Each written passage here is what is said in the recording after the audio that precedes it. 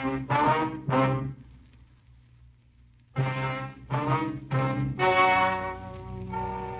and gentlemen, the story you are about to hear is true. The names have been changed to protect the innocent. Dragnet. It was Monday, July 6th. It was sunny in Los Angeles. We were working the day watch out of burglary detail. My partner's Frank Smith. The boss is Captain Bernard. My name's Friday. We were on our way out from the office, and it was 8:23 a.m. when we got to the corner of Walton Avenue and Adams Boulevard. A used car lot office. I'm sorry, gentlemen, but you can't come in here. We're police officers. Well, Frank Smith? That's right. My partner, Sergeant Friday. How do you do? My name's Binion, John Binion. How are you? I thought the door was locked. Didn't want anyone to come in until you fellas got here. Are you the owner? Yeah. Did you put in the call? That's right. When I found out I'd been robbed. You want to tell us what happened? I sure do. Only one trouble. What's that, sir? Not much I can tell you. Opened the door this morning, same as usual, came in, hung up my hat, and sat down at the desk. Yeah. Wouldn't have noticed anything was wrong, but I promised my wife I'd type her jingle first thing when I got here. What's that? A jingle. Wife works all the contests and papers, magazines, you know. Oh, yeah. She writes them in longhand, then I have to type them. Uh-huh. That takes up my time, but it makes her happy and keeps peace in the family. Yeah, you want to go on? I sat down at the desk. Opened the door on this side. See? Yeah. Reached in to pull the typewriter up into position. No typewriter. It was gone, huh? Yeah. Knew something was wrong. I'd used it yesterday just before I locked up the place. I see. I looked around to see if anything else was missing. The adding machine and my desk fountain pen are gone, too. Now, how about the outside? Are there any cars missing? Yeah. One.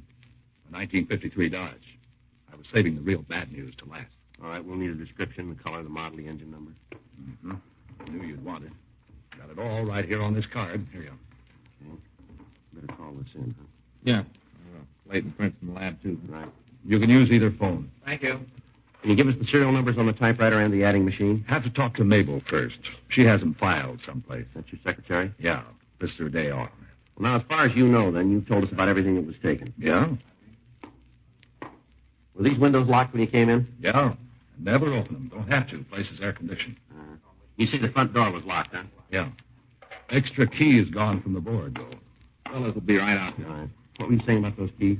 Want to step over here? I'll show you. Now, these are the keys for the cars on the lots. All labeled. Here's where the keys for the Dodge were. Mm-hmm. This hook had the extra key for the front door. Binion, how many keys are there for the office? 3. I have one. Mabel has one. The other one was on the board. How long has she worked for you? Mabel? That's right. About 8 years. If you think she had anything to do with this, forget it. I'd as soon accuse my own wife. We can understand that, Binion, but we'll have to talk to her. All right. I'll call Mabel and have her come down. We'd appreciate that. I know she didn't have anything to do with this. I'll give you odds on that. Anyway, I've read in the papers recently where there have been other burglaries like this. Yeah. My money says it's somebody with experience. Maybe. You must have some idea who's doing it. Well, we're working on it. In other words, you don't have much to go on. Not a lot. Doesn't sound too good for me. I mean, my chances of getting my property back. We'll do what we can, sir. I know, but if you don't have any leads, if they don't make any mistakes, isn't much you can do, is there? Seems to me the thieves always have the edge. Yeah, it begins that way. Huh? They always start before we do.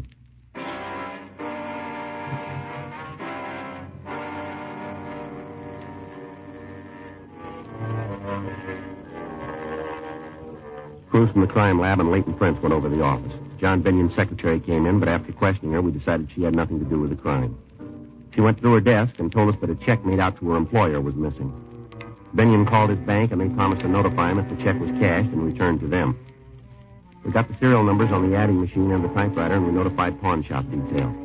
Bulletins were also sent to second-hand stores. The latest burglary was similar to others that we'd been investigating. The thief's M.O. was no different than we had on file, and to date, we had been unable to make any recoveries.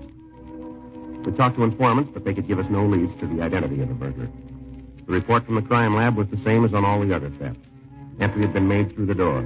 The lock had not been forced, indicating either the use of a key or some instrument to pick the lock. Leighton Prince failed to find any usable fingerprint. Tuesday, July 14th, 10:31 a.m. I got it. Burglary Friday. Yeah. With your name? You have it now? All right, we'll be right out. Right, bye. It was Binion. He called from his bank. Yeah? I think he turned a lead. What do you mean? Stolen check was cashed.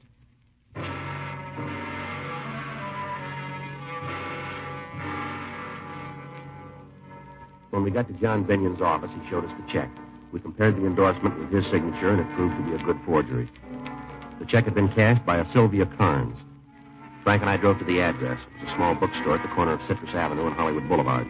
Miss Carnes was shown the check, and we asked if she remembered who'd given it to her. Let me think now. John Binyon. Not too good on people's names.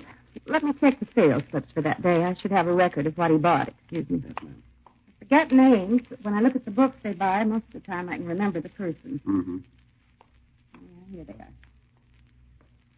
You always write the name on cash sales? Yes, it's a good way to build a mailing list. Mm-hmm. Here it is. John Binyon on the 8th. Let's see. Mm-hmm. Well, can you remember anything about the man? I might.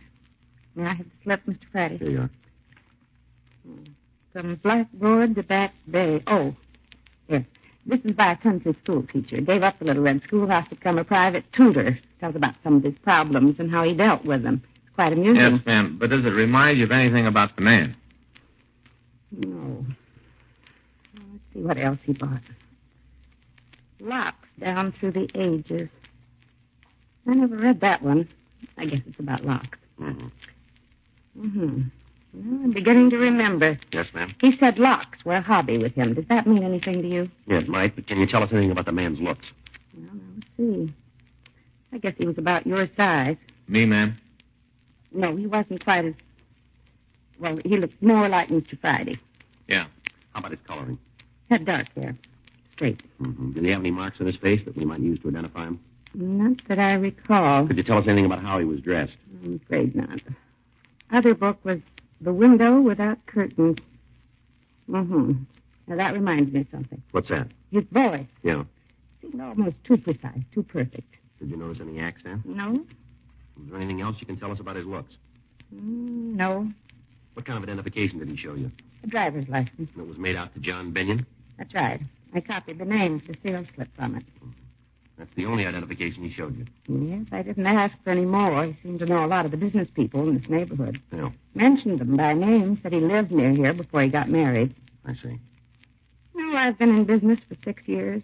This is my first loss on a check. That's right. I've always been so careful. This man, though, he seems so honest, so polite. Mm-hmm. Sure rough on me. I have to suffer the loss.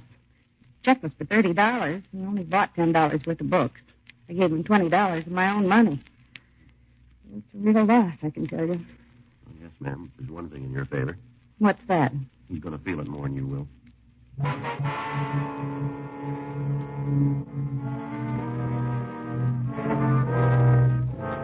From what Sylvia Carnes told us, we knew that our suspect was also a forgery artist, or he had connections that could furnish him with suitable identification. Assuming the suspect might still live in the neighborhood, we spent the rest of the day questioning people in the area. We failed to come up with any leads. The next day, we started to canvass again. The manager of a small hotel told us that a man named Paul DeRoe was living there who could fit the partial description we had.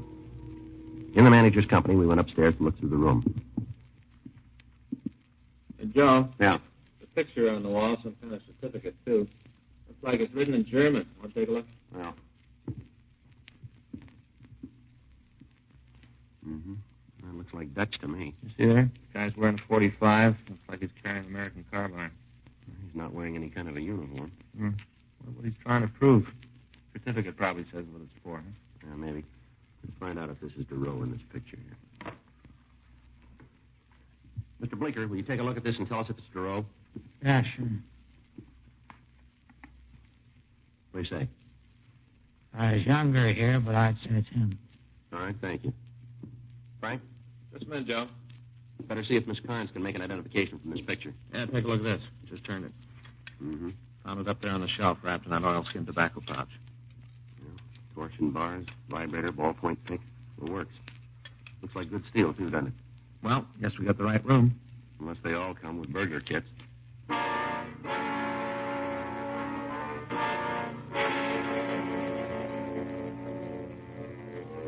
Frank and I continued to search the room. Besides the burger kit, we found 3 books with the same titles as those bought with a stolen check. Sylvia Carnes identified the picture as being the same man that had passed the check. We called the office and asked them to run the name and description of Paul DeRoe through R&I. A local and an APB were gotten out on the suspect. Frank and I went back to the hotel and decided because of the physical setup of the lobby, it would be better to wait in the suspect's room. The manager took over the desk, and we arranged for him to notify us with one long ring on the phone when Duro asked for his key. 3 hours went by. 9:13 p.m. That's it. Yeah. All right, hold it right there. Oh. Get the light, Frank. Yeah. Who are you? Police officers, what are you doing here? You're police, eh? That's right. Who are you? Paul sent me up here. Paul Duro? That's right. Where's he now? Why do you want to know? Come on, lady, where is he? Waiting for me. Where? Outside in the car. Is he still waiting? I don't know. What do you mean? Well, he left me off at the door. There wasn't any place to park. All right, go ahead. He was going to drive around the block and pick me up. What kind of a car is he driving? Well, I'm not sure. You rode in it, didn't you? Yes. Well, don't you know what kind it is? I didn't pay any attention. Well, what do you mean? Well, he drives so many different kinds.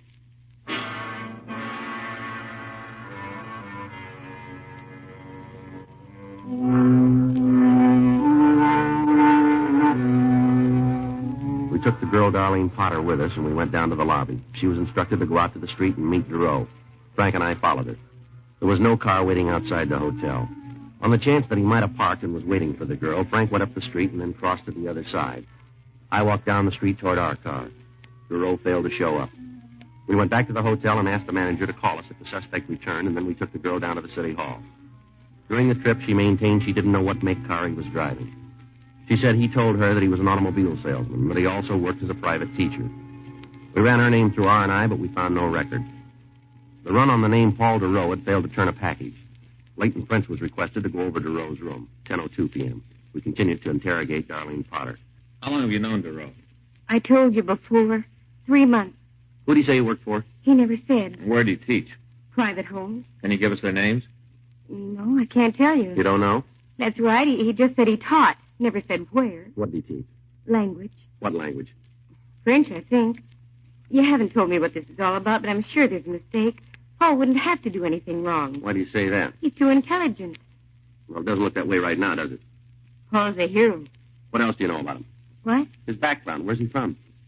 I'm not sure. I think he said something once about going to school in Paris. Is he an American citizen? I just assumed he was. He never said anything different. Uh-huh. Can't you tell me what he's done? We'd like to talk to him about some burglaries and some car thefts. Paul wouldn't steal. Well, maybe so, ma'am. We've got good reason to think he did. Well, there's some mistake. It doesn't fit with the kind of person he is. How do you mean that? It might not make much sense to you. Well, give us a try. Paul was in the war. And so? Yes, maybe you saw the picture and citation in his room. Yeah, we did. What about it? He fought with the Dutch underground forces. He told you that, did he? Yes. He only talked about it once or twice. I think he was in that group. I don't remember the name, but they went in and organized the resistance forces before the invasion. Uh-huh. You're pretty sure Paul is the man you want? Looks that way, yes, ma'am.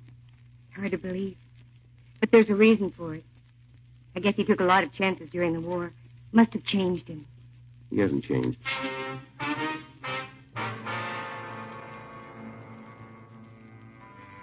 Further interrogation of Darlene Potter convinced us that she knew the suspect only as a friend.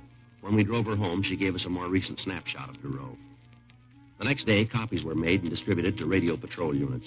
Frank and I went back to the hotel to make another check of the room to try and find something that might lead us to any of his friends or associates. We found a list of names and addresses under a desk blotter. The first 4 people that we talked to all told us the same thing. They said that the man known as Paul Duro was a private tutor for their children. The only address that any of them had for him was the hotel. At 2 of the homes, we were told he came to teach on Wednesdays.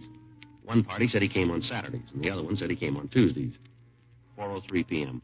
We identified ourselves and were admitted to a home on Chatham Drive by a Mrs. Grace Findlay. Won't you gentlemen be seated? Thank you. very much. What was it you wanted to see me about? Well, Miss Findlay, we'd like you to look at this picture and tell us if you recognize this man. There you are. Certainly. Why, yes, that's Paul Duro. Wonder if you'd mind telling us what you know about him. Well, I'm not sure I understand just what you mean. Well, is he a friend of the family? Yes, in a way. He's the children's French teacher. Uh-huh. He's not in trouble with the police, is he? We'd like to talk to him. I hope it isn't serious. Well, it might be, Miss Finley. Serious enough to have him put in jail? Might be. Oh, I'm sorry to hear that. He's been so wonderful with the children. Mm-hmm. He's the 3rd teacher we've had. Somehow they never liked the others, but they're just crazy about Paul. You're certain he's done something wrong? We'd like to find him and get his side of the story. Now, do you have a home address for him? Yes. Does he know you're looking for him? We wouldn't know that, ma'am. It's strange. How's that? Well, I was thinking if you're looking for him and he knows it, it's odd he called here today. You talked to him today? Yes. Thursday to give the children their instructions. Yes, ma'am. He said he'd be here at 5 o'clock.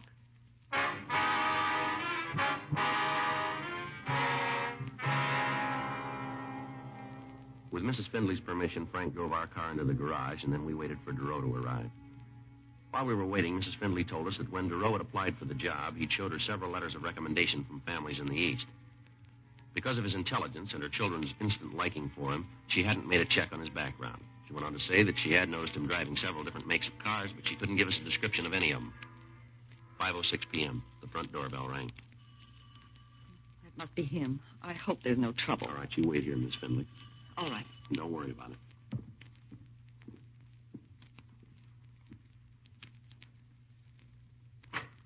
I'd hold it right there, Duro, police officers. This is hardly the reception expected. All right, move over. Put both hands up against the door. Come on, move. We use the same method. Frank?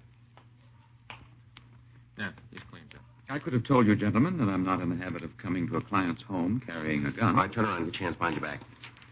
Couldn't we dispense with the handcuffs? This is rather embarrassing. Well, you'll get used to it. I was thinking about the children. I don't want them to see me like this. You should have thought about that sooner. Better get the car, huh? Right. I imagine this is about the check I cashed. A few other things.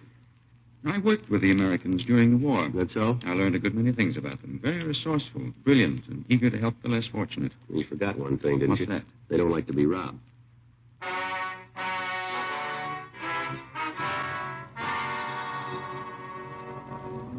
We contacted the office and had them send another team out to pick up the car Duro had driven and take it down to the police garage.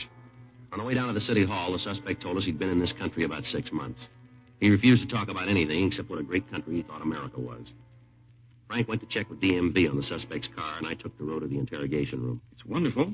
It's the only place in the world to live. Yeah, well, all right, Duro. We got the idea you're sold on this country. Now let's get on to cases and talk about the reason we're here. How about it? It might as well be now as later. All right, fine. You want to start by telling us what you did with this stuff? I spent the money. The books are in my room. What about the other things you stole? Oh, there must be some mistake. I didn't steal anything. Well, you cashed a forged check, didn't you? Yes, I admit that. And the check was stolen? It's possible, but I didn't take it. You expect us to buy that, Duro? It's entirely up to you. Where'd you get it? If I said I found it, could you prove otherwise? It won't be necessary. We can nail you on a forgery rap right now. That's what I had in mind. I have no desire to be connected with anything else. Well, you seem pretty anxious to pick up that tab. Well, it's only right. I took a chance and lost. I'm willing to settle for my mistake. Yeah, well, that's real big of you, but I got a hunch we'll be able to tag you with more than a 470. Sure, let me see, man. Yeah.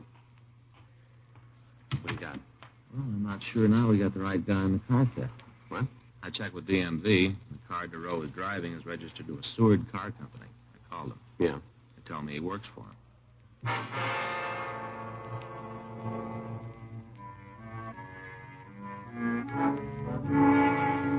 We continued to question Duro, but he refused to admit any knowledge of the burglaries and the car thefts. He was booked on suspicion of 470 PC and taken to the main jail. The next morning, the owner of the bookstore identified the suspect in a show-up. We questioned him again, but he failed to admit anything but the check forgery. 9:23 a.m. Frank and I returned to the office. You gotta hand it to the guy. He's cool. Yeah, but he's too ready to buy in on that 470. Yeah, I'll check the book. All right. Here's a number for you to call, Joe. Is there any name on it? Yeah, a fellow named Eiler. Give any reason for the call? Nope.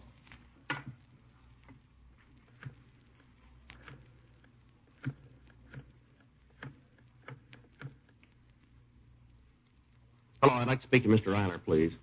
This is Sergeant Friday, Police Department. That's right. I see. All right, sir, we'll be right out. You want to give me that address? 347. Right, thank you. Fellow runs a garage, saw the spread on our suspect in the morning paper. Yeah? He says from the description they gave, Duro was in his garage. Uh-huh. Brought a car in to be painted.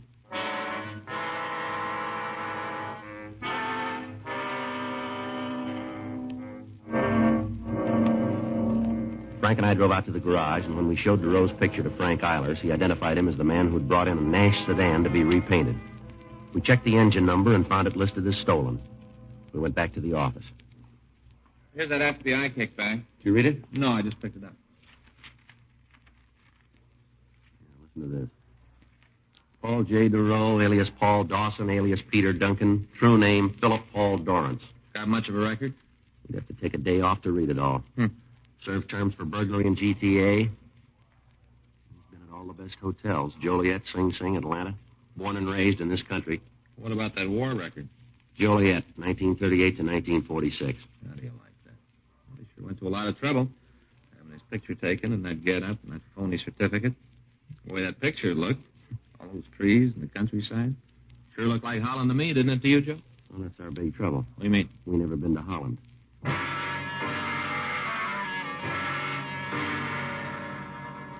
We went back to the main jail and had the suspect brought to the interview room. He still denied any connection with the burglaries and the car thefts. 12:16 p.m. With my war record, I don't have to be subjected to Now, this. look, we got you made on the check, and it won't be hard to prove you stole that car. Your story falls apart like a $4 suit.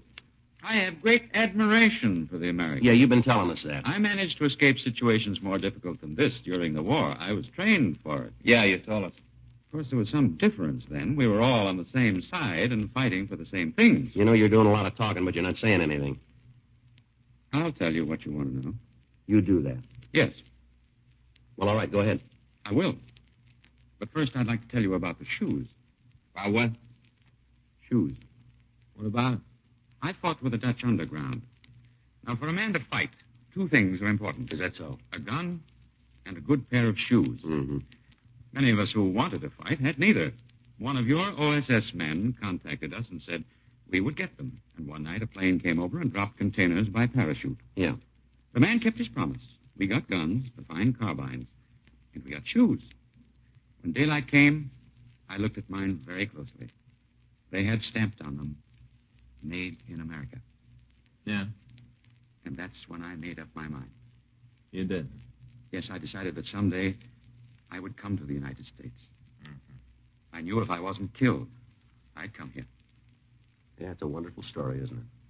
Yes, and I regret that I'll lose my chance to become a citizen.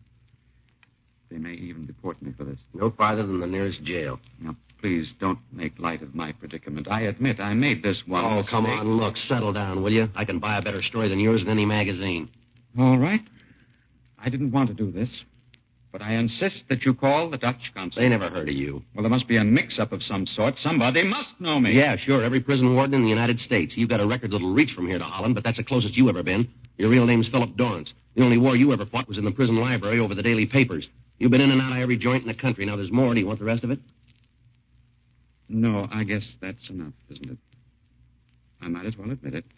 I'm a burglar and a car thief. You left one out. What? You're a liar.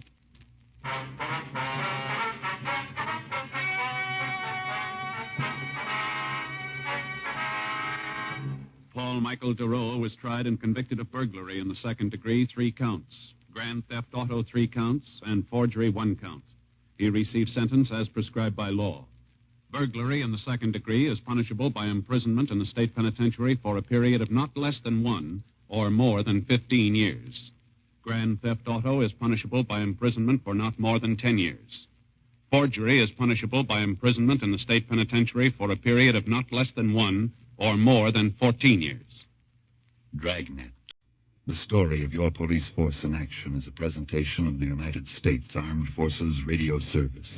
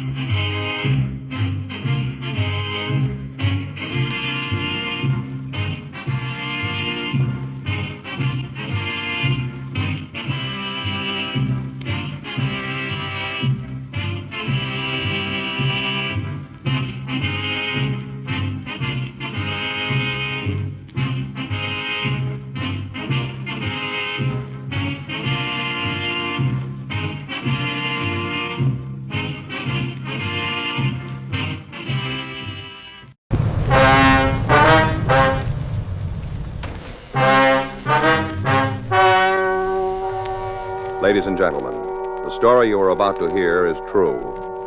Get a carton today.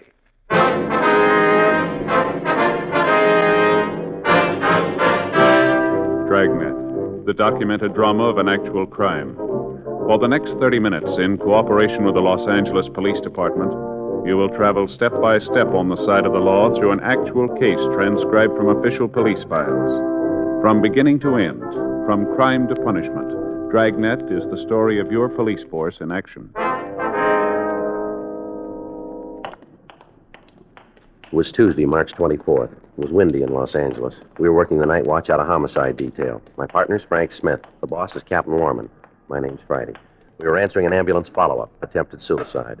It was 11:52 p.m. when we got to 2296 Whitworth Drive. Front door.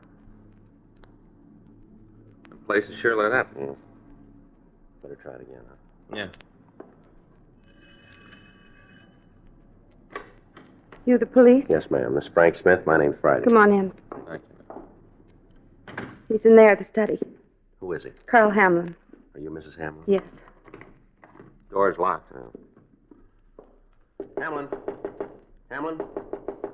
Come on, open the door. He has a gun. Said he was going to kill himself. Yes, ma'am. Is there another key to this door? No. Want to give me a hand, Frank? We'll try to force it. Yeah.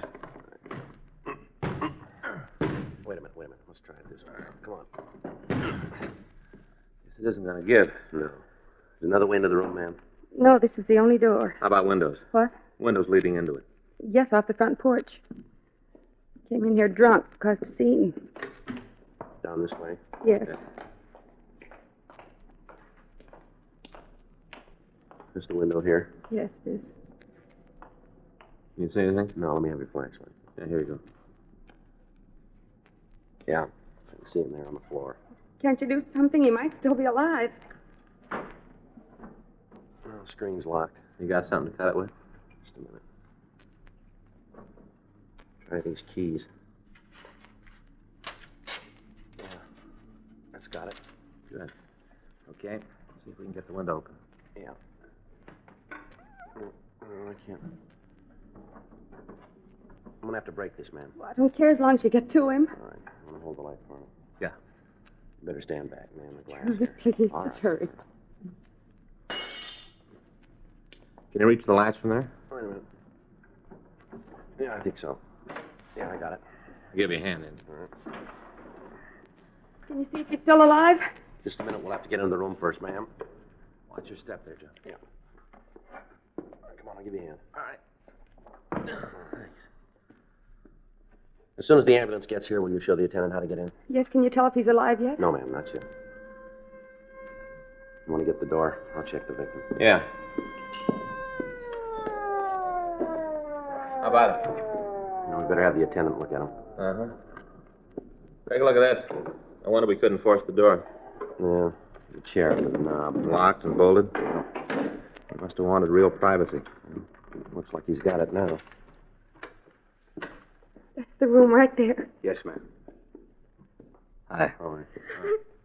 He's dead. Carl's dead. You want to wait in there, ma'am? I didn't think he'd really do it. How about it? Just a minute, huh? No, nothing. He's dead. That his wife? Yeah. I'm sorry to have to do this, ma'am, but there are a couple of things I've got to know. Go ahead. Want to give me his full name? Carl Hamlin, His age? 43. Does he live here? No. We had a house over on Bronson, 947. Do you have to go through all this? No, that's all, Mrs. Hamlin. I get the rest of it later. Frank, Yeah. you want to finish up here? Sure. It's all so wrong.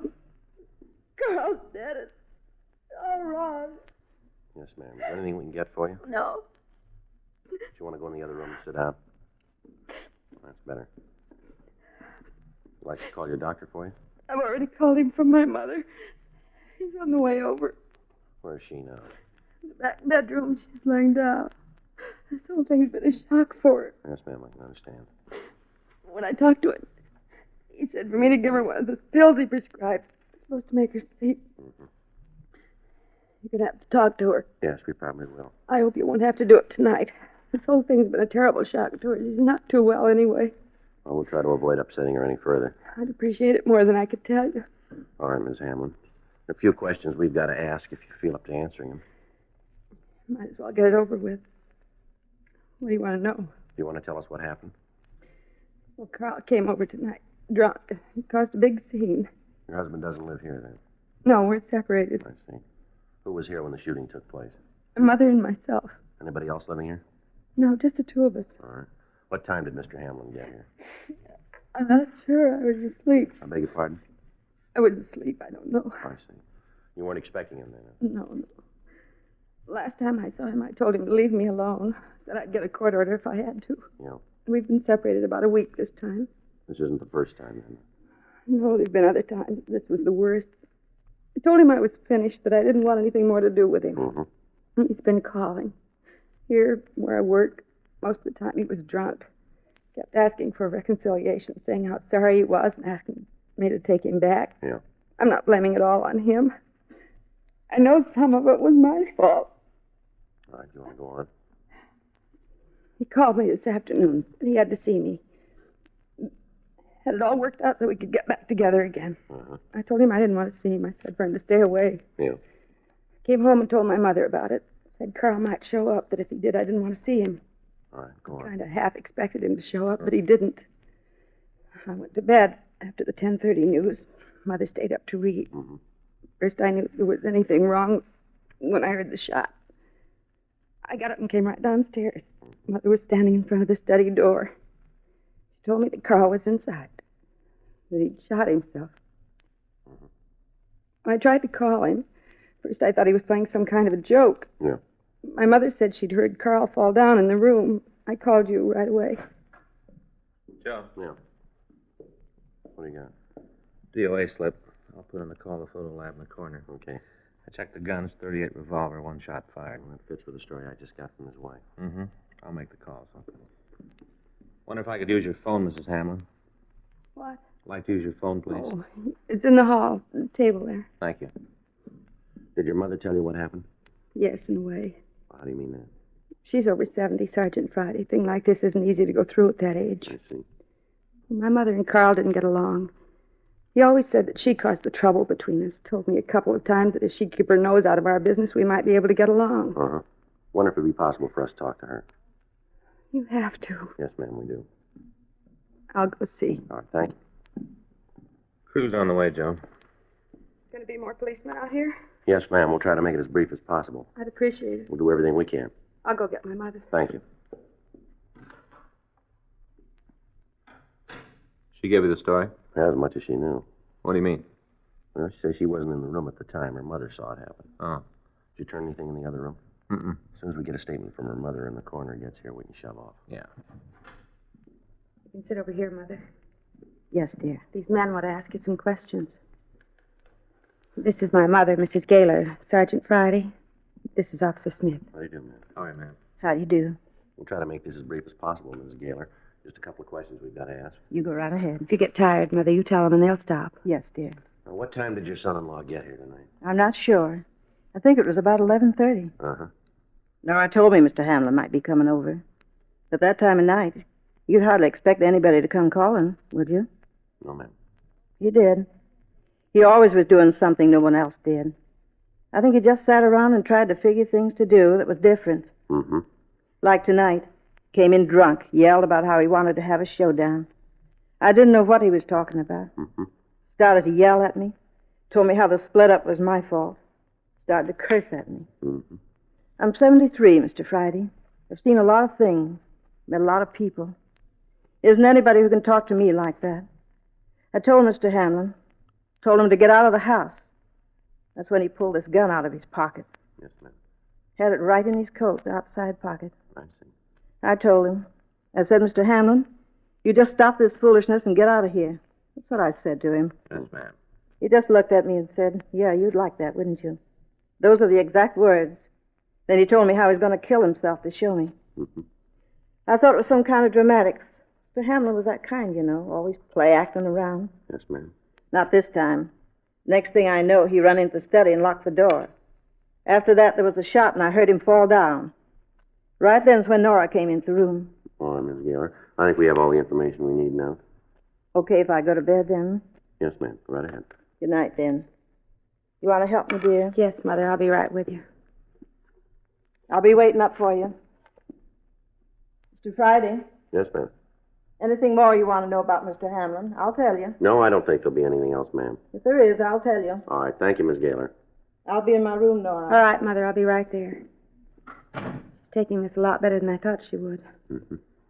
Miss Hamlin, Yes. did your husband ever talk about suicide before? Yes, several times. Just this last week, I thought he was being dramatic again. I didn't pay much attention to him. It's so hard to tell if he was drunk or if he really meant something. Mm-hmm. All the years we were married, I don't think he was ever really serious. You got it wrong, haven't you? Hmm? He was this time.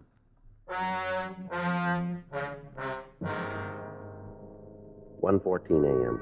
The photographer got to the house and took pictures of the room. The coroner removed the body to the county morgue, and at 2:37 a.m., Frank and I left the house.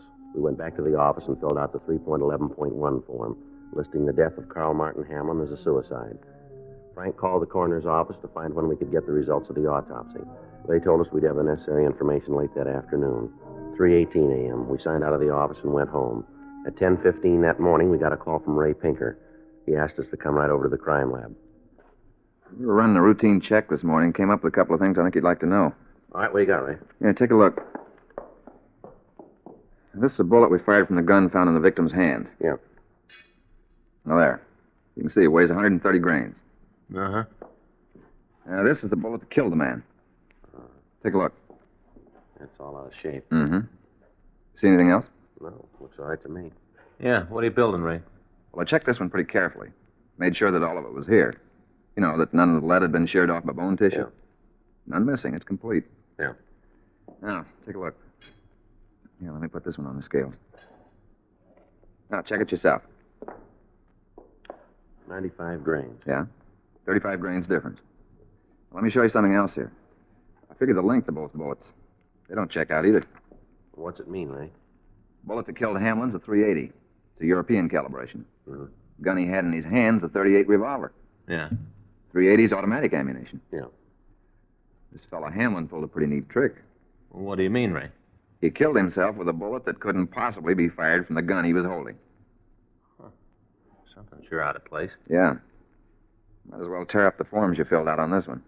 No suicide. Yeah. You gotta find a murder gun.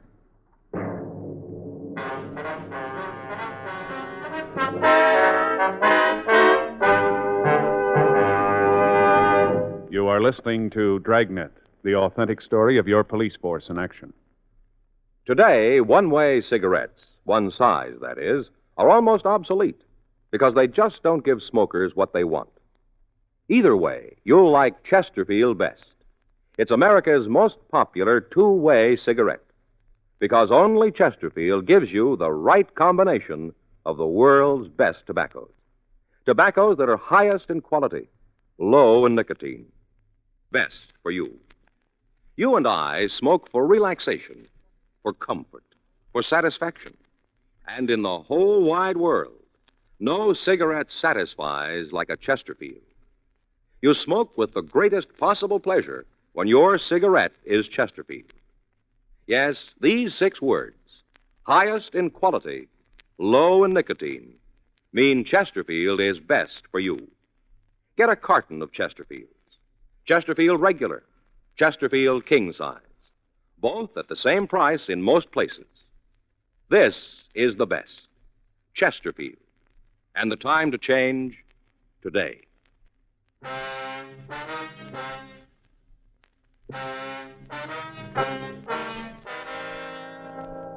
$11:12 a.m. Frank and I, along with Ray Pinker, left the crime lab, and we drove out to see Nora Hamlin. From the physical evidence on hand, the way the door had been locked, and the fact that the windows had been bolted from the inside, it appeared unlikely that anybody could have left the room after Carl Hamlin had been shot. Yet from the information we'd gotten from Pinker, there had to be another gun involved in the killing. 11:24 a.m. We got to the house on Whitmore Drive. Good morning. I didn't expect to see you back so soon. You want to come in? Yes, ma'am. Miss Hamlin, this is Mr. Pinker from our crime lab. Ray, Miss Hamlin. It's nice to know you, Mr. Pinker. How do you do? Are there some more questions you have to ask? Yes, ma'am, that's right. Wonder if we could take another look at the study. Sure. Didn't the men who were here last night get what they needed? Well, we'd just like to check it again with Mr. Pinker here. Uh-huh. Well, you know where it is. How's your mother feeling this morning? She had a good sleep. The doctor gave her a sedative. She's still in bed. We'll try not to disturb her. Well, you go ahead with what you have to do. I'm trying to get the house in order. If there's anything you want, I'll be across the hall. Thank you. Thanks. Right over here, Ray. Mm-hmm. This is where we found him. You can see there where we had to break the window to get in. Mm-hmm. Frank? Yeah. You got that sketch you made last night? Yeah. Yeah, here it is. You want to take a look, Ray? Yeah. There you can see the body was about here. Mm-hmm. Or here. And the feet were about here. That's about right, isn't it, Joe? Yeah. It was right next to the chair there. Mm-hmm. That's the way I got it there. Just about on the perfect line between the floor lamp and the chair over there. Mm-hmm. What about the gun? In his right hand. Was the gun in his hand when you found him? Yeah, that's right. Pictures from the photo lab will bear that out. Sure is out in left field. How do you mean? I talked to Doc Newbar when he sent the bullet over. Mm-hmm. The way he described the wound, it's pretty tough to buy that a right-handed man could shoot himself so the slug would end up where it did. Exactly how do you mean? Well, the bullet entered just to the right of the center of his chest. About here. Uh-huh. Came to rest under the right arm. Here. Line of travel's way off. Sure would have been an easier way to do it, huh? Yeah. What about the door when you found it? I'll show you how it was locked. Give me that chair, Frank. Yeah. Here you go. Now, the key was turned. Bolt was thrown. Mm-hmm. And then this chair was propped up under the knob like this. Mm-hmm. How about the key? Was it still in the lock? Yeah. Sure looks like he meant the door to stay shut. Yeah, we could figure that. Place looks pretty solid. Plaster walls. Not much chance of anybody getting through them. Mm-hmm. You checked the bookcases? What do you mean? Any of them pull away from the wall? Well, I looked at them last night. They all seem solid enough. Mm-hmm. No? You got any ideas, Ray? I don't know. The way that door looks, the rest of the room, doesn't seem likely anybody could have shot him and then gone outside and locked the door. Think they could have come in through the window? You had to break it. Yeah. The way it's set up, you shouldn't have any trouble finding the suspect. What do you mean? Find a butler built like an envelope. Mighty funny. You didn't see a shell casing around last night, did you? Well, there wasn't any reason to look for it. Mm-hmm. There's no sign of one now. Looks like the room's been cleaned. Yeah. Well, I guess we better check with the Hamlin woman, huh? We'll get this stuff away from the door.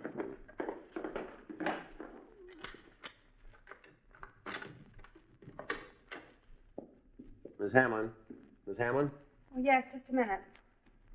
Something you want? Yes, ma'am. Has anybody been in the study since we left last night? I didn't know I wasn't supposed to. You didn't say anything about it. Well, did you clean the room? Yes, I told you. I was straightening up the house. I ran the vacuum in here. Did you see an empty shell casing? I don't know what you mean. Well, it looks like this, ma'am. See? The brass part on this bullet. No, I didn't see anything like that. Have you emptied your cleaner since you used it this morning? No.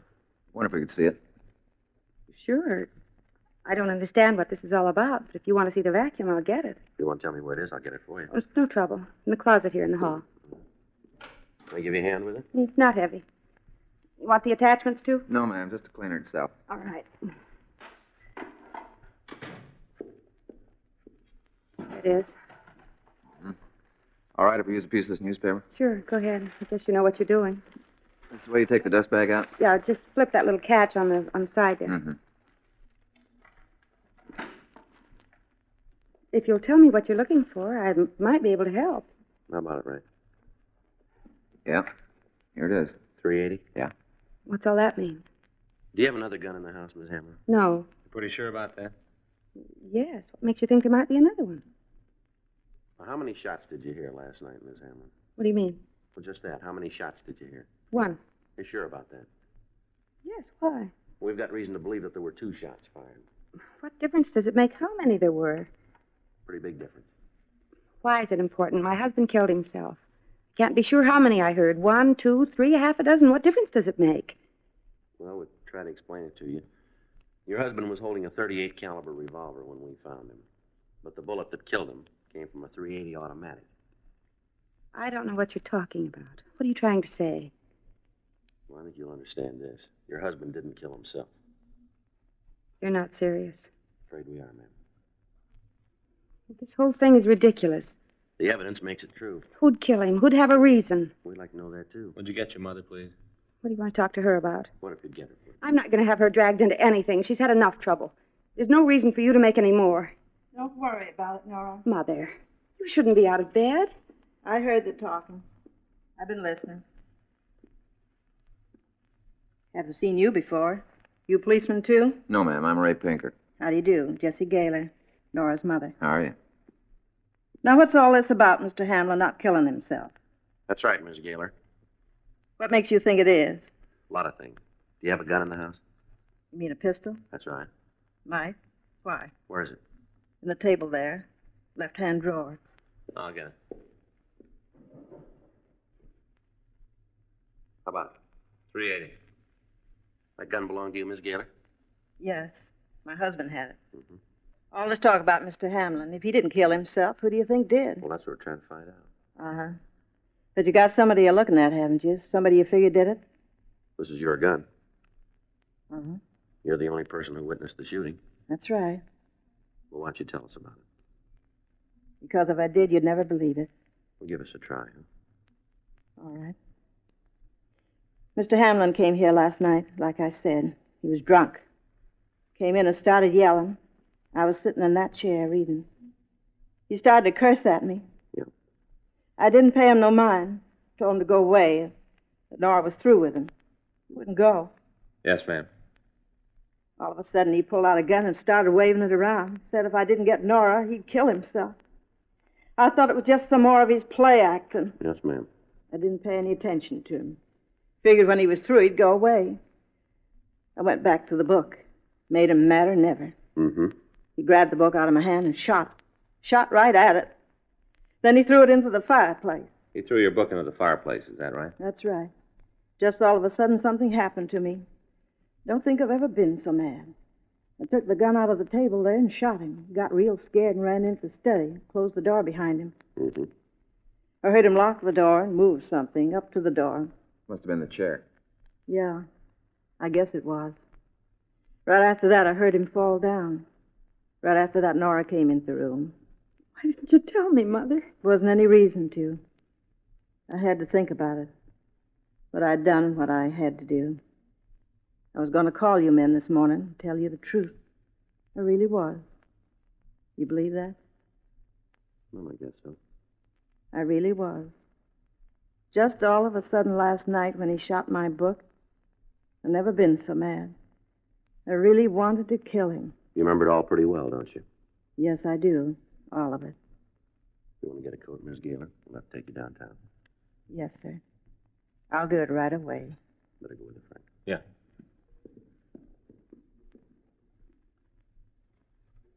Is it going to be all right? We don't decide that, ma'am. But she told the truth. Isn't that going to make a difference? We'll put it down that way. You want to get that book, Ray? We're going to need it. Yeah. She didn't say a word about it. Yeah, I know. Story's still pretty hard to believe, isn't it? Here we are. Here's the book Hamlin shot. Slug's still in it. Looks like a 38. Mm-hmm. Might have made her mad enough to kill him. Yeah? What is it, Mr. Friday? Holy Bible. The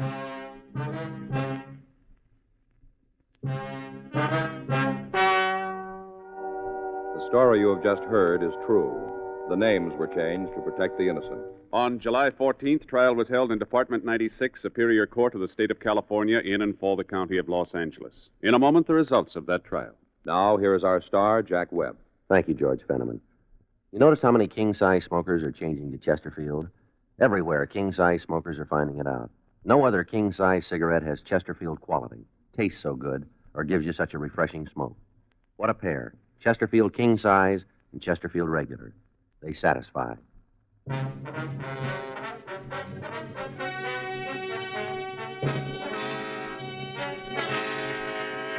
Jessie Margaret Gaylor was examined by 3 psychiatrists appointed by the court and found to be insane during the commission of the crime. A sanity hearing was held, and she was made a ward of the state. She was placed in the state hospital at Mendocino for treatment. This week, a group of men are meeting in New Orleans for the 61st annual conference of the International Association of Chiefs of Police. Dragnet is pleased to extend its best wishes to our top law enforcement officers and to thank them for the protection they give our homes and families. May their convention be an outstanding success.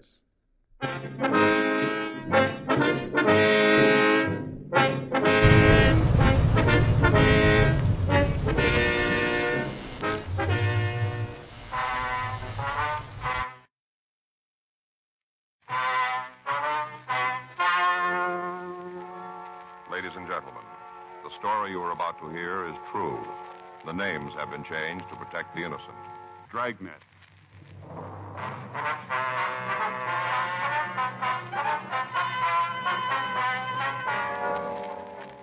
You're a detective sergeant. You're assigned to missing persons detail. You get a call that a man has failed to return to his home. There's reason to suspect foul play.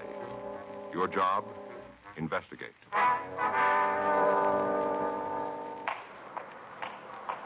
It was Friday, January 2nd. It was overcast in Los Angeles. We were working the night watch out of Homicide Division, missing persons detail. My partner's Frank Smith. The boss is Captain Warman. My name's Friday.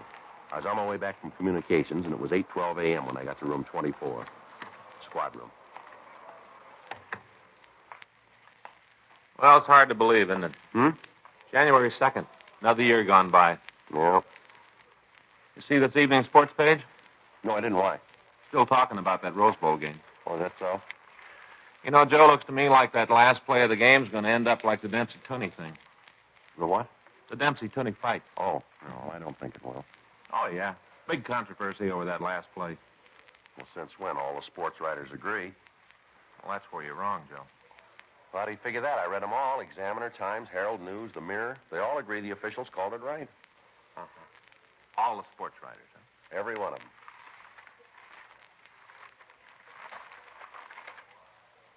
Apparently you haven't seen this.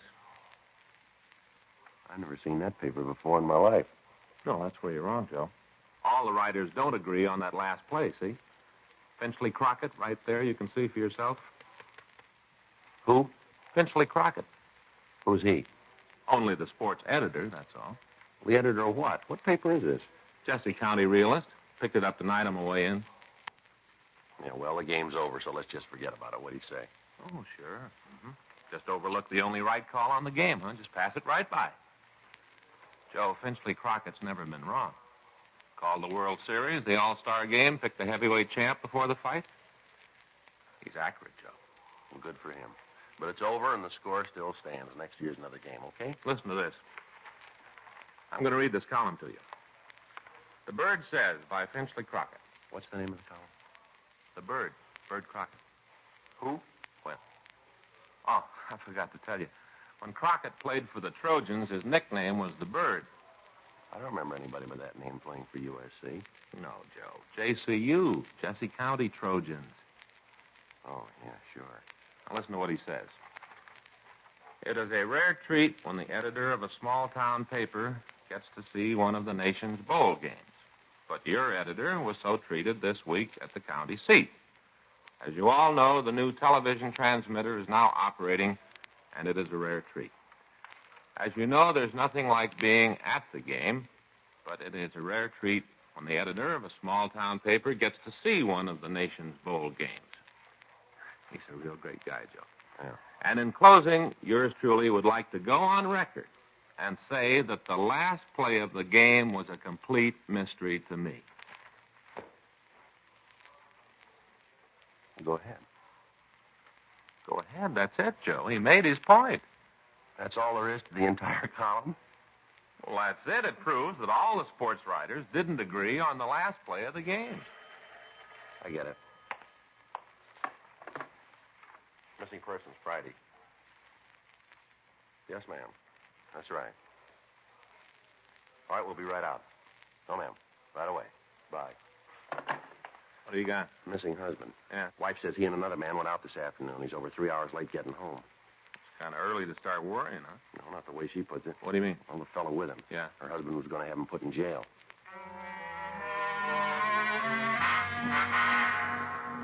8:32 p.m. Frank and I left the office and drove out to the address. It was located on Agatha Street. The lettering on the window read, Helmer's Mannequin Rental and Sales. The store was dark except for a single light at the rear of the place. We knocked, and a small woman in her 50s answered the door. We identified ourselves, and she asked us in. You want to come back to the office? Thank you. Watch your steps there. It's kind of dark. Thank you. These dummies sure look like real people. Yes, we specialize in lifelike models. Mm-hmm. I've been working on the books, trying to keep my mind off of what's happened. You want to sit down? That's all right, Miss Helmer. You go ahead. You want to tell us what this is all about now? Jason's gone. That's your husband's name, Jason Helmer? That's right. How old is he? 53. He had a birthday last October. Mm-hmm. Why do you think something's happened to him? Because it's not like him to do a thing like this without telling me. And you told me on the phone that you'd heard from him. Is that right? Not from him. Fred Madison called me. And when was that? I guess it was about 5:45. It might have been 6, no later. Well, what did this fellow Madison say to you? Told me that Jason was coming right home. Were they together when he called, do you know? Fred said they were. Did you talk to your husband? No. At the time, I didn't think it'd be necessary. Mm-hmm. You know where they called from? Fred said some bar. Did he mention a name? No, and I didn't ask. I guess I was afraid to. What do you mean? Well, Jason used to drink quite a bit. We had a lot of trouble over it. Seemed like everything was falling apart, and then he straightened up and quit. Mm-hmm. He hasn't had a drink of liquor in 10 years. When Fred called, I thought that maybe he'd gotten Jason started again. Did he say your husband had been drinking? No, he just told me that Jason was leaving the bar and would be right home. Was he driving? Well, I don't know. Ma'am? My husband hurt his shoulder a couple of days ago. He wrenched it. I don't think he's able to drive very well. Mm-hmm. Well, you might try to make it with one hand. Our car has that automatic drive thing, you know. You don't have to shift gears. Yes, ma'am. But I don't think he'd have driven. Did he leave in your car? Yes. Fred told him he'd drive. Where'd they go? Well, like I told you on the phone, to the races. Your husband usually go there? No. The only reason he went today was to collect some money. From who? Fred. He's the man your husband was going to put in jail, is that right? Yes, that's right. Why? Well, he's owed us some money for quite a while. About 4 months ago, Jason asked him for it. Fred wrote a check. I see. It wasn't any good. Well, you want to go ahead? Well, Jason tried to get in touch with Fred and wanted to give him the chance to make good on the check. Mm-hmm. Was never able to catch him at home. Talked to him on the phone, but Fred was never there when my husband went over to see him. Yeah. Jason told him to have the money this morning or the bad check would be turned over to police. Uh-huh. Fred showed up here this morning. We thought he'd come to pay the money, but he told us he didn't have it. And Jason said there wasn't any reason to spend more time on it, said they might as well go to the police. Mm-hmm. That's when Fred told us that he could get the money out at the racetrack. He wanted Jason to drive him out there. Is that what happened? Yeah. At first, Jason didn't want to, you know, with his sore shoulder. Yes, ma'am. And he told Fred to take a bus. Fred said he didn't have any money and begged my husband to drive him, told him how he'd pay the money he owed and have enough to get home. Yeah. Well, they left here about 11. Did this Fred Madison say who he was going to get the money from? No, just that it was some friend. Can you give us a description of your husband's car? Yes. I've got the license number, too, if you want it. How about a description of both men? Well, I can give you that. All right, Miss Allen. Sergeant, Yes, ma'am. you've been through this kind of thing before. You ought to know. What's that? About Jason. Do you think he's all right? Well, I wouldn't know, Miss Helmer. We'll try to find out. We've been so close the last 10 years, ever since he stopped drinking. I guess that's what I'm afraid of more than anything else. Him starting up again. Yes, ma'am, I can understand. Do you think he might have started up again? Well, I wouldn't know that either, but I'd say things might be in your favor. Well, how's that? Well, 10 years is a long time. Yeah? Good habits are hard to break, too.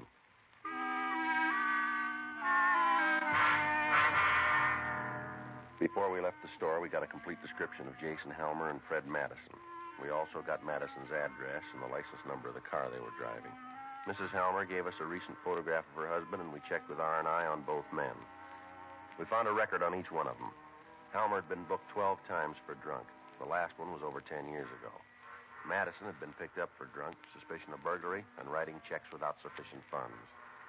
We checked the jails and the hospitals, and we found that neither man had been booked in the last 5 hours. We went back to the office and got a local and an APB on both men and the car. 9:46 p.m. We drove out to talk to Fred Madison. There was no one at home, but we got the information that his wife was employed at a restaurant on Clay Street. We went over to see her. Can I help you? Yeah. I'd like to see Mrs. Madison, please. Who are you? Police officers. This is my partner, Frank Smith. My name's Friday. Here's our identification. Uh-huh. Well, I'm Lorna Madison. What do you want? A few questions we'd like to ask. You mind going in the back to talk? Don't want everybody in the place to know my business. All right. Booth back here. Been hard enough to keep the job. Go ahead. Sit down. Thank you. Thank you. Can I get you some coffee? No, thank you. Oh, ma'am. I don't have to ask you what this is all about. I guess. Beg pardon? Something about Fred? Yes, ma'am. What'd he do? Well, we're not sure that he's done anything yet, Miss Madison. And why are you here? We're trying to find him. He is in trouble. We just want to talk to him. Could you tell us where he might be? He should be home. Are you tied there? Yes, we have. Well, I don't know then. He left this morning, said he'd be home early. Have you heard from him? No, Did he say where he was going when he left? the racetrack. Was he going with anybody, would you know? He didn't say. What kind of work does your husband do, Miss Madison? He's a collector. What's that? He collects corks and bottles. Ma'am? I'm trying to tell you he doesn't work. He just drinks. Mm-hmm. And how could he afford to go to the races? He can't. The only money he's got's what he can borrow from other people to steal from my purse. Did he say why he was going to the races? No, I don't care what he does anymore. I've tried to help him, but he doesn't make any effort to change. Just goes on drinking and feeling sorry for himself. Any idea where he'd go if he was drinking? Any place where he can mooch a drink. He's even tried it here. Can you give us the name of any of the places? Yeah, I can tell you, but will you tell me what he's done? Well, it's just like we said, Miss Madison. We're not sure that he's done anything yet. That's the truth? Yes, ma'am. We'd just like to talk to him. All right. I think I can help you find him. I got a phone call earlier this evening. From your husband? No, from a friend of ours in the valley, David Neeson. Fred had called him. Mm-hmm. Fred wanted to use his place tonight. Davis said he could. I asked him if Fred had been drinking. He said he couldn't tell, but I know he has. Follows a pattern. How's that, Miss Madison? He's done it before. Go out to David's place, drink himself into a stupor. David always calls me, so I won't worry. Mm-hmm. Could I ask something of you officers? All right. If you find him there, will you do what you can for him? What do you think it's going to do any good? What do you mean, Mr. Friday? I don't think he'd take our help, would he? Why? He didn't want yours. Miss Madison gave us the address of the place where her husband was supposed to be. We also got the address and phone number of David Neeson. We put in a call to him, but he hadn't heard from Madison. Frank and I left the restaurant and drove out to the San Fernando Valley. On the way out, it started to rain. 3113 Nordhoff Street was a small redwood house. We parked the car and walked up onto the porch. Frank tried the door. Better try it again. Yeah. Yeah, who's there? Madison, open the door. Go away, I didn't order anything. Come on, Madison, open up. Doesn't sound like he's doing too good. No.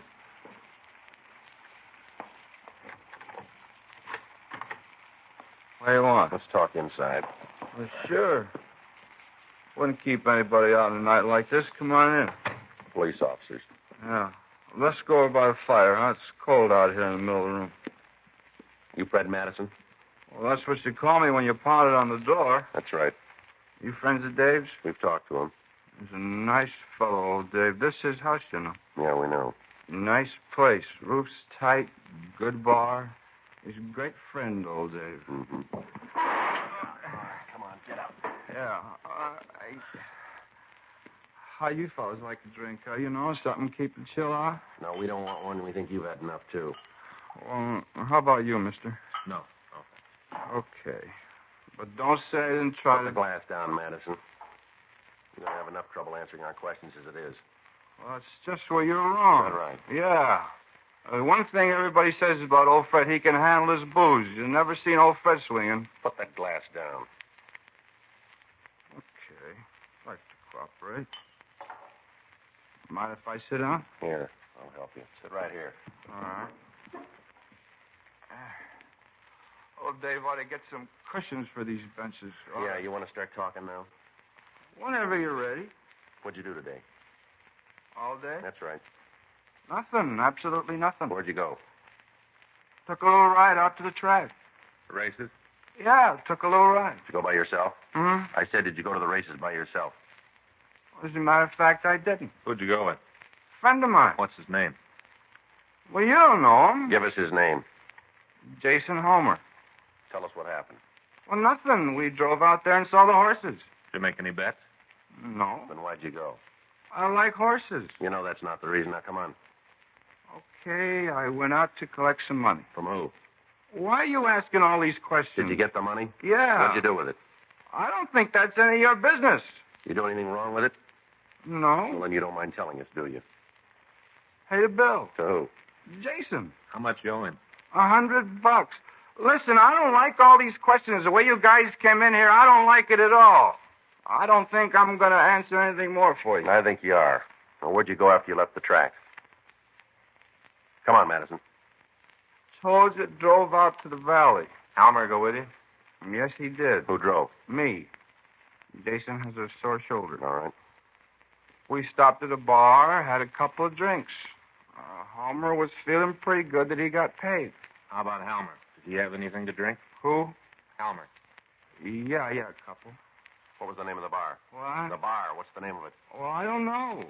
You stopped at a place and you don't know the name of it? That's the way it is. It doesn't matter what name's on the outside anyway, just what's on the bottles. That's what's important. All right. What happened then?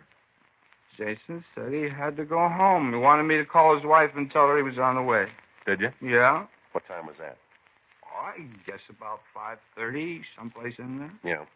Well, we sat around and had a couple more, and then he left. You stayed on after Halmer left. Yeah. Who paid for the drinks? Well, who do you think? Me. How much money did you collect out at the track? $100. Collected it and then paid Jason. All right. Let's see your wallet. Why? Come on, get it up. How much money have you got? I don't know. Not much. Well, take a guess, will you? $20, $30. All right, open your wallet and count it. Well, it might be better if you did. I said you count it. Okay, but don't get mad at me if I do it wrong. We'll try not to. All right. Let's see. There's 10, 20, 25, 26, 27. $27. That and the change I still got in my pocket. You want me to count that, too? Never mind. I'll be glad to do it for you. Let me see your wallet. Well, certainly. Here you are. You keep the money. Now give me the wallet. That wallet's a present from my wife. Oh. Real nice. That cordovan leather. Yeah. Not a stitch in it, all folded. Okay, here. Put it back in your pocket. Yeah, thank you. Where'd you get the money, Madison? From in my wallet. Before that. I had it. Since when? This morning. That won't hold. Why? We got it that you were broke this morning. Oh, I got it now. Now I have got it. You have, huh? You think I'm a thief, isn't that it? We'll let you tell us. No deal. Huh? I didn't steal it. All right, then where'd you get it? From my bank. When'd you get it? Tonight. Well, you're going to have to do a little better than that, Madison. Well, I don't know why. Be perfectly happy to prove it to you. When you're ready, huh? All right, I'll show you. Take you right out there. You think all the banks close at the same time, don't you? Go ahead. Well, you're wrong. Mine's always open. Of course, it don't pay any interest, but it's there and it's always open. All right, let's go. Sure. Take you right out there. It's out in Canoga Park. You got a coat? No, sir. Hey, how about a little drink before we go, huh? Kind of warm. Put that down. I told you once. You've had enough of that. Ain't that much. Hate to figure what would happen if I ever ran out. Hate to think about it. It'd be terrible to have to go without it. Well, I'll tell you something. What's that? If that bank of yours isn't there, you're going to get the chance. Because of Fred Madison's condition, it was difficult to know how much of the truth he was telling us. We went back to the car and started to drive toward Canoga Park. On the way, we stopped and put in a call to Mrs. Halmer. Her husband still hadn't returned. Madison directed us to drive to a ranch-type house on Kelvin Avenue. By the time we got there, it stopped raining. We parked the car and walked up to the house. There were no lights on and no answer when we rang the bell. All right, Madison, you through playing games now? Bank's out in the backyard. What? Backyard. There's a barbecue out there. Bank's a tin can near there. All right, show us. Sure. I used to live in this house. That's so. Yeah, always figured that someday I was going to need some money. One time I just went out and buried some. Figured there'd be a time when I was going to need it. Yeah. It's a tin can near the barbecue. What time are you here today? Well, I don't know. I don't have a watch. Haven't got any idea, huh? Sorry. That catch is kind of tricky. You got to pull it towards you. I always meant to fix that when we lived here. All right, now where's the barbecue? Well, one of you got a flashlight? Let me have it. You tell us where you want it pointed. Gee, you don't trust anybody, do Where's you? the barbecue? It's over in the corner of the yard right near the fence. Where? Over here? Now, swing the light over to the left. All right. There's nothing there. Maybe I made a mistake. It's been a while since I've been here. It must be in the other corner of the yard. Over here, huh? Yeah. All right. Take a good look. You're not doing so good tonight, are you, Madison? I don't understand it. I saw it today. Mm-hmm. Probably the owner of the house, huh? Yeah, we'll check with him. Sure don't understand it. Right in the corner of the yard near the fence. Some of you fellas are looking for? Police officer, sir. We tried the door. There wasn't anybody home. Can you tell me what this is all about? You live here, do you? That's right. What are you looking for? You know anything about a barbecue pit in the backyard here? Yeah, what? You want to tell us where it is? I tore it down 3 months ago. We returned Fred Madison to the office for further interrogation. Frank and I attempted to talk to him without result. He said he couldn't remember where he'd gotten the money. He couldn't tell us where Jason Helmer was. We put in a call to the missing man's home, but he still hadn't returned. We rechecked the hospitals and the jails without result. 1:14 a.m. We were ready to give it up for the night. Frank went over to the office, and I got Madison ready to leave. You going to take me to jail now? You call it. Come on. Joe. Hold it up, Madison. What do you got? A call just came in about Helmer's car. Yeah. They just found it.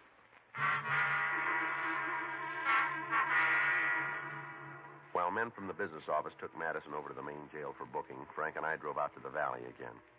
Helmer's car had been found about a mile off Topanga Canyon Boulevard on Farview Road. It was back off the road and partially hidden by the trees. When we got there, a radio car was standing by. We talked to the officer. Take a look at the back. Stuff on the ground there. I covered it with the boxes in case it started to rain again. That's good. These stains here on the ground, I don't know if they're going to mean anything. You got anything we can use to open this trunk? I'll check our car. All right. What do you think? I don't know. Better get in touch with the crime lab, have them come out and go over the place. Yeah. Yeah. I got something. Try it. Mm-hmm. Thanks. Can you get it? Put that light over here, will you? Yeah. How's that? That's better. You need some help? No. I got it here. Once more ought to do it now. Yeah, there we are. Let's get it open now.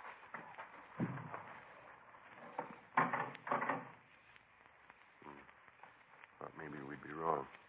Yeah. It's Helmer. We put in a call to the crime lab, and they came out and made an investigation of the scene. From what we could tell, Helmer had been killed by some sort of blunt instrument. His empty wallet was in the trunk beside the body. 6:48 a.m. We had Fred Madison brought from his cell. I feel lousy. My head feels like it don't belong to me. Why don't you tell us the truth? You haven't told me what this is about. There's no reason why I should answer your questions if I don't know what you're trying to get at. We told you, we want the truth. All these questions over and over, the same things. You can make it easy on yourself. Well, how? Come up with the right answers. But I told you. Yeah, like the bar you went to called the I Don't Know, huh? I'd tell you the name if I knew. I've been drinking pretty good. I'll get it. Right. Yeah.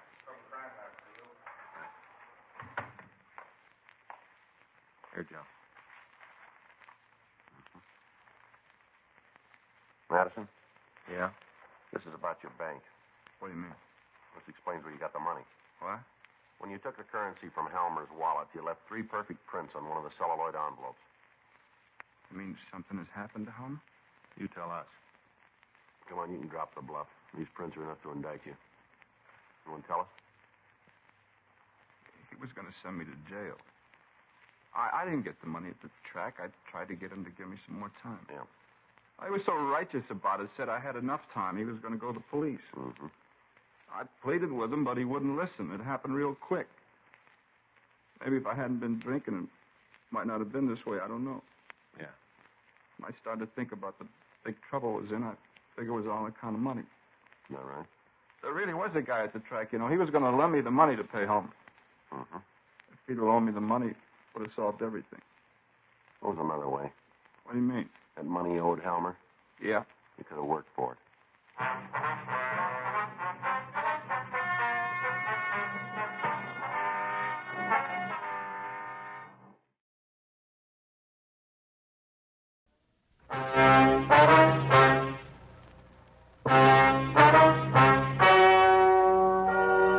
and gentlemen, the story you are about to hear is true.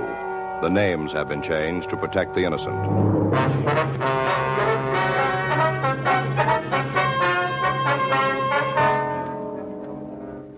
You're a detective sergeant. You're assigned a robbery detail. A pair of hold-up men have been operating in your city. You know their method of operation. You know what they look like. Your job? Get them.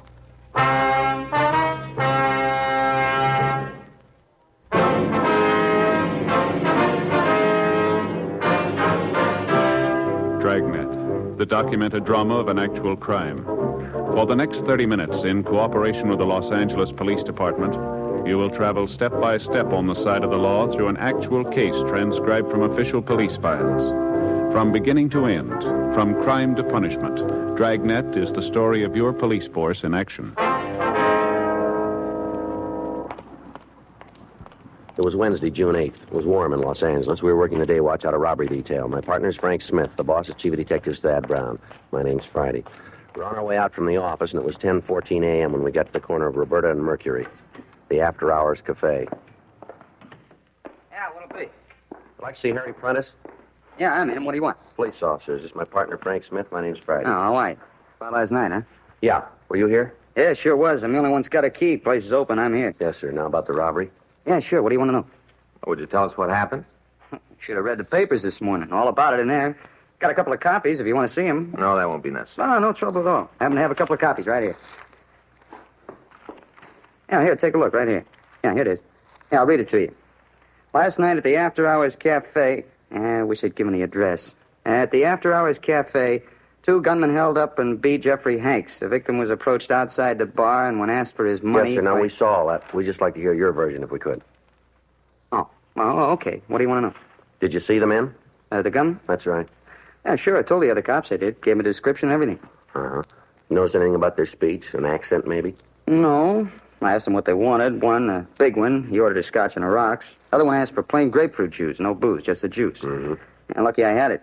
Got a couple of cans in for vodka drinks. Don't get a lot of call for it. Guy drank all I had. Mm-hmm. When did the victim come in? You mean Hanks? Yeah. Oh, must have been about 8:30, someplace in here. Mm-hmm. Walked in, sat down. Had you seen him before? No, brand new face. Mm-hmm. Nice-looking guy, though. Kind you like to have for regulars. That's all? Yeah, quiet, good drinker. Doesn't bother the singles at the bar. Nice, you know what I mean. Yeah.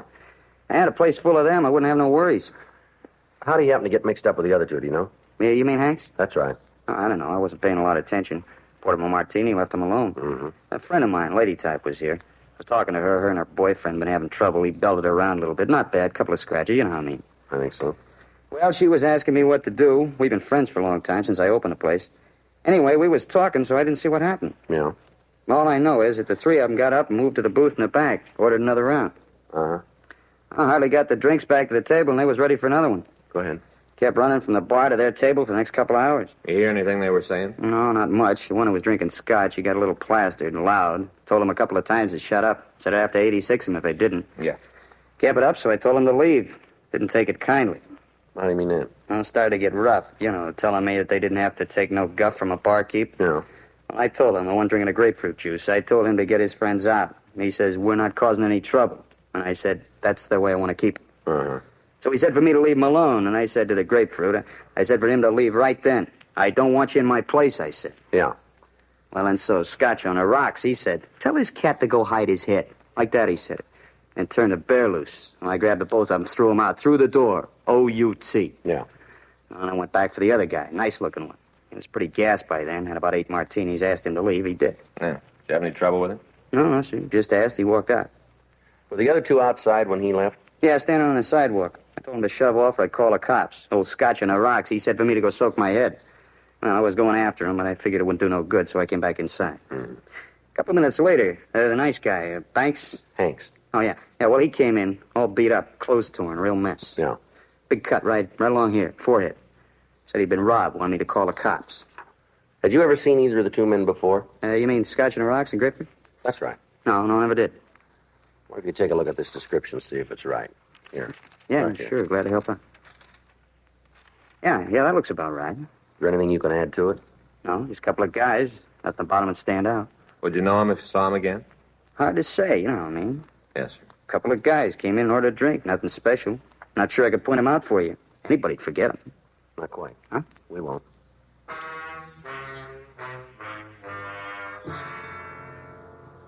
$11:30 a.m. We left the bar and went back to the city hall. We checked with the stats office and picked up the results of their latest run. They listed 4 possibles, but when we read the names, we were no closer to the holdup men than we had been. The names were ones that we checked and cleared before. Frank and I went back to robbery. There was a message for us to see Captain Donahoe. We went into his office. Yeah? Mm-hmm. No, as far as I know, there's nothing new on it. That's right. Uh-huh. They just came in. What? All right. I'll let you know right away. Yeah. Bye. Come on in. Hi, Skipper. Captain? That was Chief Brown. Been calling all morning. Yeah. You know what he wants? What do I tell him? Well, we talked to the bartender. He can't give us anything. What about the victim? Not much there either. Able to come up with a name? No, says he didn't hear anything. That's a big help. Well, Sit down. thank you. Cigarette? Yeah, thanks, Skipper. Smith? Yes, Skipper. I got it. Thanks, John. From the beginning. What do you got? Well, good M.O., good description. We got an idea of the liner working, and that's about it. What about stats? Just picked up the new run, 4 names. What's on them? Clean. They all been checked before. Got to be something around town on them. Well, there should be, but there just isn't. How about your informants? No, they haven't been able to tell us anything. Straight? No reason they should lie. Victims and witnesses seen the mug books? All we got. They haven't been able to come up with an identification. Burton up at CII sent all the stuff he's got on the method of operation. We've checked it all through. What about the places they could spend the money? Well, we've been to Gardena half a dozen times. There's nothing out there. What about Vegas? Talked to the department over there. They're giving us all the help they can, but they haven't turned anything yet. We even got the racetracks covered. Possible you missed something? Sure, it's possible. I don't know what it could be. If you knew, you wouldn't have missed it. Yeah. From the beginning, go over it. Okay. First report was made on, wait a minute. Got it here. Here it is. Tuesday, April 26th. Victim came out of the bar. 2 men stopped him, started a conversation, got him into a car, beat him and robbed him. 6 weeks ago. That's right. And the guys are still running. Next one was on Friday, April 29th. Same M.O., same description. How often has it been happening since? A couple of times a week. You can't find a leak? No, sir. No rumbles? None that we haven't run down. Anybody in the office got anything? We talked to Meade and Stromwell. They thought they had it made for us, but their lead didn't go anyplace. That money they're getting isn't sitting in their pockets, being spent someplace. We can't find the cash register. I'll tell you this. The fellow they nailed last night, what's his name? Jeffrey Hanks. Yeah. Well, he's got some friends in the city hall. They're pretty upset about what happened. Called the chief this morning. He's been on me. I'm giving it to you. He won't be happy with excuses, and I don't want to give him any, so don't hand me any. Right. Boils down simple. I don't care how you do it. I don't care where. Just get it done. I want those 2 men, and I want them fast. All right. I know how it is. Now you do, too. Yes, sir. I don't like the pressure any more than you do, but we're getting it all the way around. People that are making the noise should follow us around for a couple of days. That's the difference. They don't have to. Huh? You're getting paid. Frank and I went over every piece of information we had on the case. We reread the reports that had been filed by the officers at the scene. Statements from witnesses and victims were gone over again. The names the stats office had given us were run through R&I again. None of it did any good. We still didn't have a lead to the identity of the thieves. 3 days passed while we talked to informants and questioned other sources of information. On Sunday, June 12th, we got back to the office from talking to a bartender out on Olympic Boulevard. Well, that's another one didn't go anyplace. Yeah, you want to get the book? Yeah, I'll take a look. I got it. Robbery Friday. Uh-huh. Yeah, Jack. Yeah, where is the place? Hmm? Wait a minute. Yeah, I got it. Yeah, I guess the word's all over. Yeah. Okay, we'll check it out. Thanks, boy. Right, bye. There's nothing in the book. They called, want to know if you could make it for dinner tonight. Got a barbecue plan. You better call it off. You got other plans? That was McCready on the phone. He just got a call from a bartender out in Wilshire. Yeah? Woman crying in her beer. Says he figured we want to check it out. What is it? She says her boyfriend is one of our suspects. The bar Sergeant Jack McCready had mentioned was on the corner of Wilshire Boulevard and Ingram Street. There were 2 people in the place when we arrived. One, an elderly man sitting near the door, and the other, a middle-aged woman at the rear of the bar. We checked with the bartender, and he told us that he'd made the call. He went on to say that the woman had come in about 10 that morning. Since that time, she'd been crying and mumbling something about going to the police. Frank and I went back to talk to her.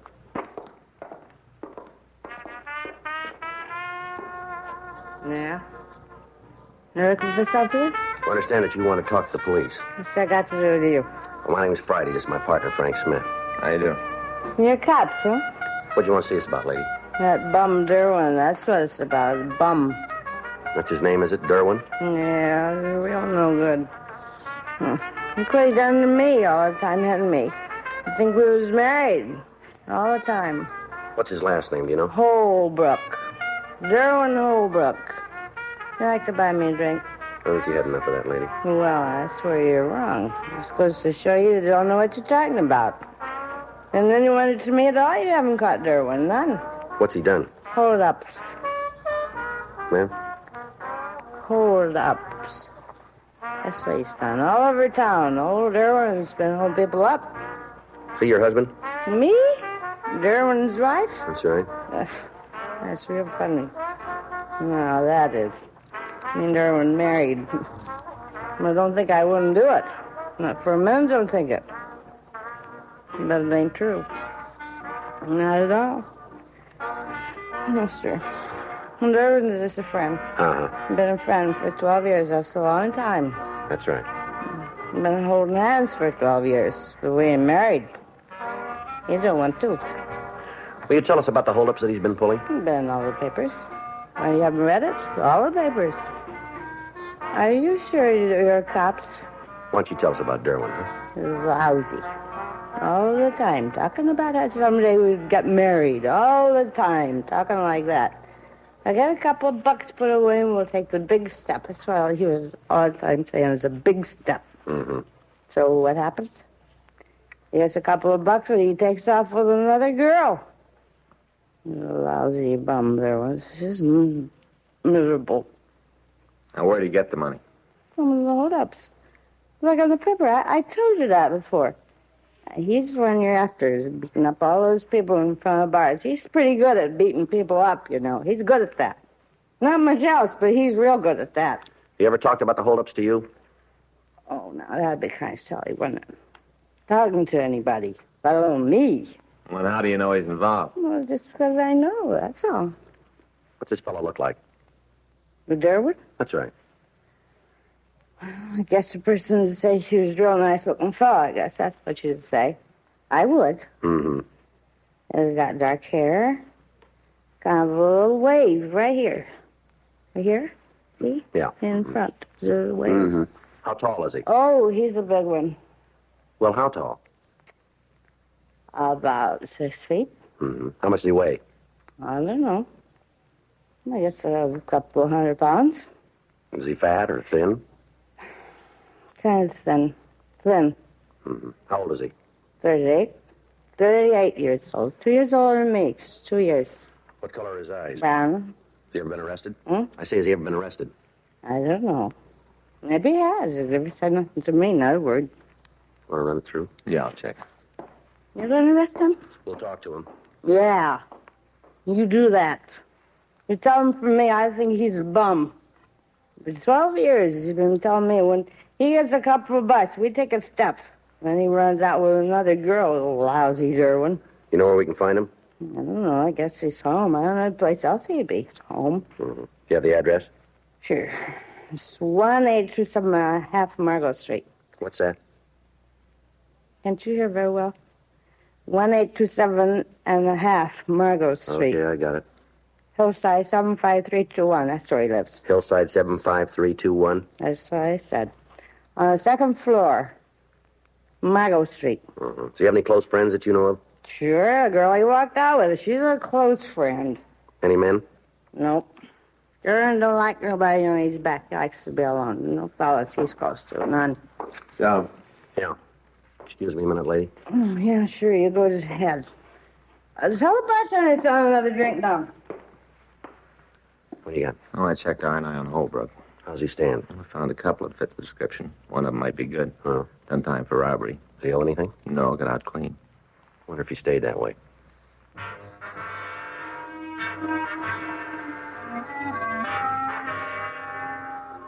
Frank and I left the bar and drove over to the Margot Street address. We checked with the landlady. She told us that Holbrook had moved in approximately 6 weeks before. She went on to say that he'd been behind in his rent, but that he'd paid what he owed and had given her the money for an additional 2 months. She said that she didn't know what he did for a living. He had few visitors, and the landlady couldn't tell us if he owned a car. According to her, he was in his room. Frank and I went up to see him. Here it is. Yeah. You set? Yeah.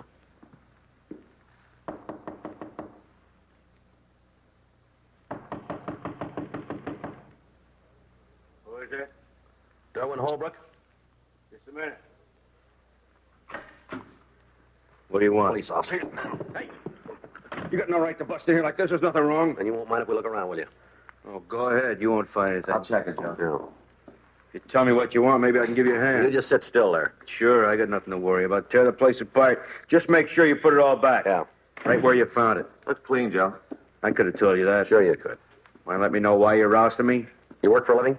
Why? Do you? No. The way we hear it, you're doing pretty well with the money. I guess you'd say that. You mind telling us where you got it?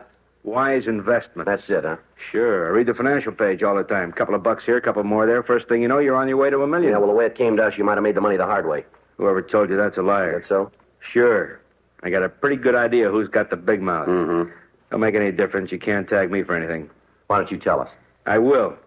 You're beefing about the money. Well, you can't say I didn't make it from investments. I don't have to prove it. You do. Mm-hmm. You got to prove I didn't make it from investing. I think we might be able to. Go ahead. And I'll give you something else. What? I don't think you're going to like the interest.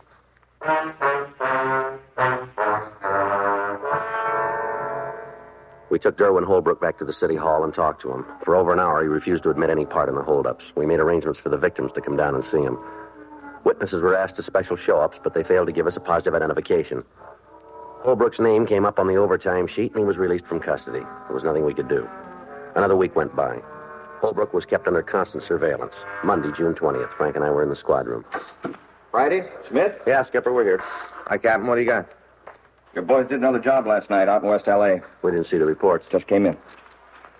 Got a meeting with Orman this afternoon. Be there. Homicide? Yeah. Victim died without regaining consciousness. Any description of the suspect? Enough to know it's the two fellows you're after.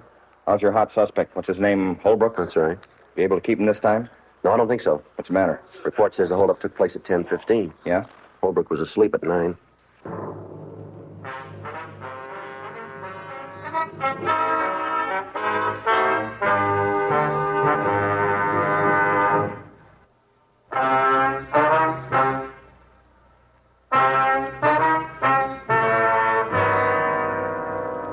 We rechecked with the team of men who'd been keeping Derwin Holbrook under surveillance. They verified the fact that the suspect had been in his room at the time of the robbery and that there was no way for him to have left the apartment. We went out to the hospital and talked to the officer that had been with the latest victim. He said that the dead man hadn't said anything to help identify his assailant. We talked with a bartender at the place where the beating had occurred. He remembered 2 men in the bar, and he remembered them talking with the victim, but he was unable to tell us anything more. Additional broadcasts were gotten out. At the meeting with Captain Lorman, it was decided that from that point, the investigation would be a joint operation between robbery and homicide. After the meeting, Frank, Captain Donahoe, and I met back in room 27. Come on in. Sit down. Yeah. Well, you heard it. Yes. How are you going to work it? There's only one way, rolling stakeout. Thought you tried that route. This time we'll use more cars. Better work. This latest one's really got the corner pocket screaming. How are you going to set it up? Well, that job out in West L.A. is the first time he's moved out of Central. I think we can figure he'll be back. That's playing it the long way. There's nothing left. I'll buy it. How's it going to work? Can we take a look at the map over there? He's been hitting in this area along here. Up to now, we've had it covered in through here and here. Now we can put additional cars on these streets and maybe over here, huh? How about a check system? It'll be kind of hard to work out, Skipper. We'll be in a 3-way car. McCready and his partner will be in one. And that way we can keep tabs on what's going on. When do you start? Well, if we can swing it tonight. Talk to McCready? No, not the whole thing. We went over part of it. What's he think? He goes with us. It's the only way. Then it better come through for you. You don't get another chance.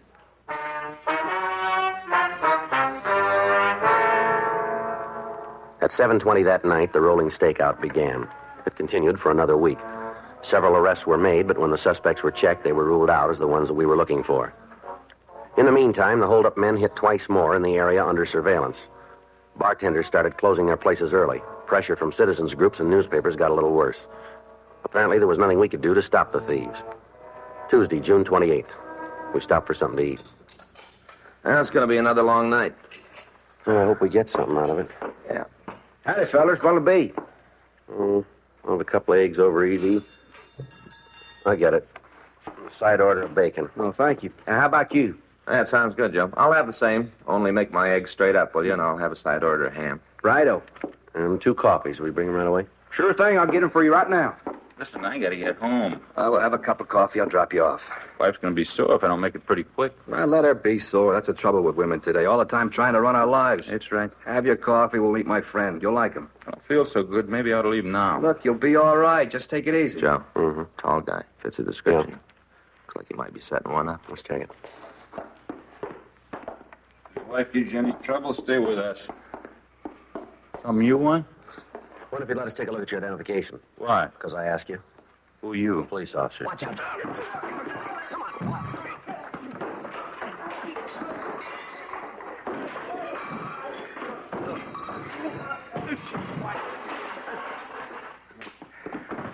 Come on. On here. Get up.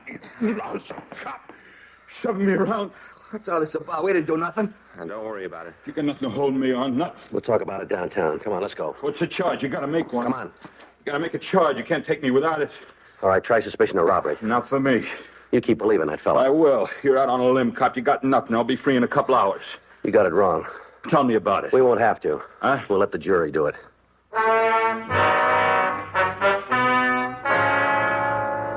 We took the suspect back to the city hall. He was identified as Emmett Noonan. He refused to admit any part in the holdups. He wouldn't tell us who the friend was that he'd mentioned to the intended victim. A check of R&I revealed that he'd served sentences at San Quentin and at Folsom for armed robbery.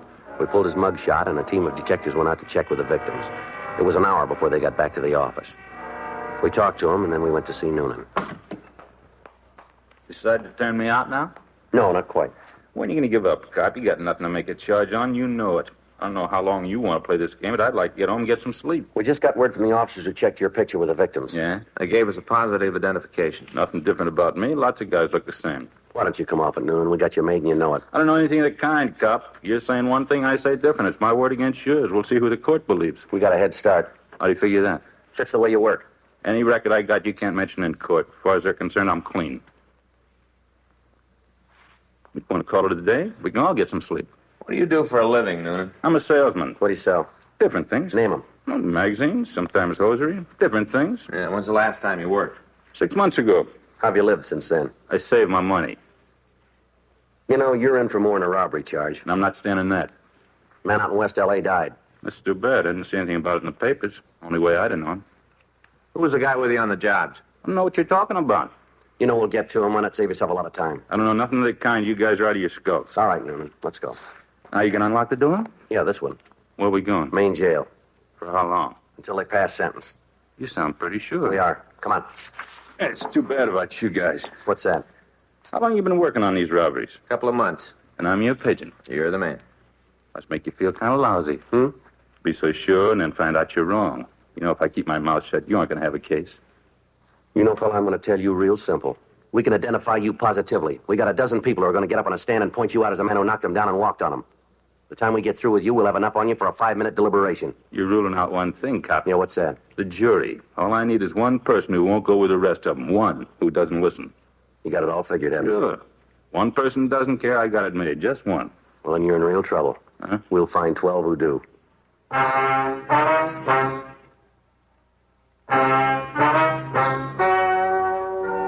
The story you've just heard is true. The names were changed to protect the innocent. On November 19th, trial was held in Department 98, Superior Court of the State of California, in and for the County of Los Angeles. In a moment, the results of that trial.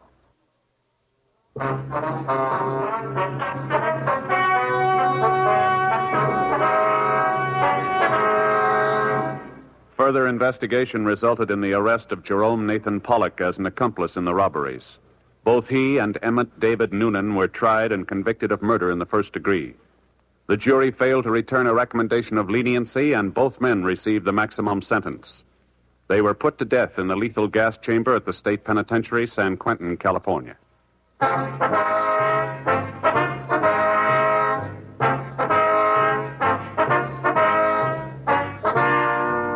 You have just heard Dragnet, a series of authentic cases from official files.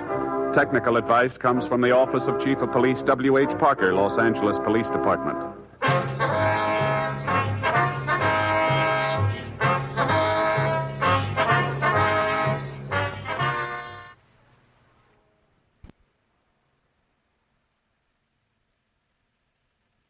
Chesterfield brings you Dragnet. Put a smile in your smoking. By Chesterfield. Smoother, cooler, best for you.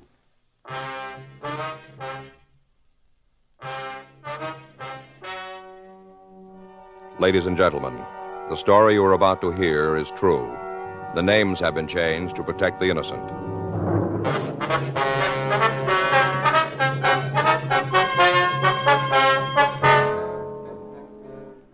You're a detective sergeant. You're assigned to robbery detail.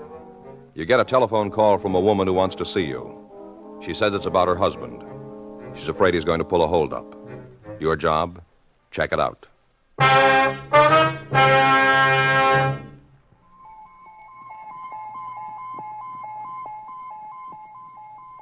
Listen. Listen to news of an electronic miracle. The greatest improvement in cigarette making in 30 years. It's the Accuray, and it's a Chesterfield exclusive. To you, it means cooler smoking, smoother smoking than was ever possible before. The Accuray electronically checks and controls the making of your Chesterfield. So, for the first time, you get a perfect smoke column from end to end. You'll marvel at the extra flavor that comes through. Yet, because this measurably better cigarette smokes more slowly, you enjoy a cool mildness never possible before. Yes, from the first puff to the last, your Chesterfield smokes smoother. Your Chesterfield smokes cooler.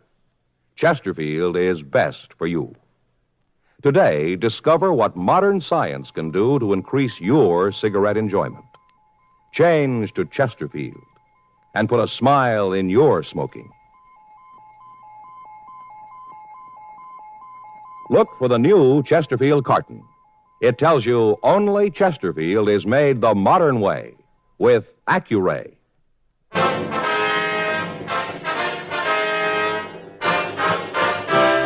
Dragnet, the documented drama of an actual crime. For the next 30 minutes, in cooperation with the Los Angeles Police Department, you will travel step by step on the side of the law through an actual case transcribed from official police files. From beginning to end, from crime to punishment, Dragnet is the story of your police force in action. It was Wednesday, May 18th. It was cool in Los Angeles. We were working the day watch out of robbery detail. My partner's Frank Smith. The boss is Chief of Detectives Thad Brown. My name's Friday. I was on my way into the office, and it was 7:49 a.m. when I got to room 27A. Robbery. Morning, Joe. Hi, Bob.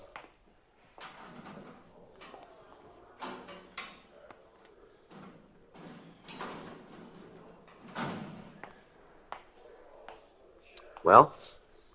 Well, what? Good morning, Frank. Oh, hi. What's eating you? Nothing. Are you mad about something? What would I be mad about? I don't know, but you didn't say good morning. I'm just not going over there anymore, that's all. Over where? The Talbots. Who? The Talbots, live down the street, sells real estate. Oh, yeah. We bought our house from him. I see. We got to be friends. At least his wife and Faye are friends. I never cared for him much myself. Mm-hmm.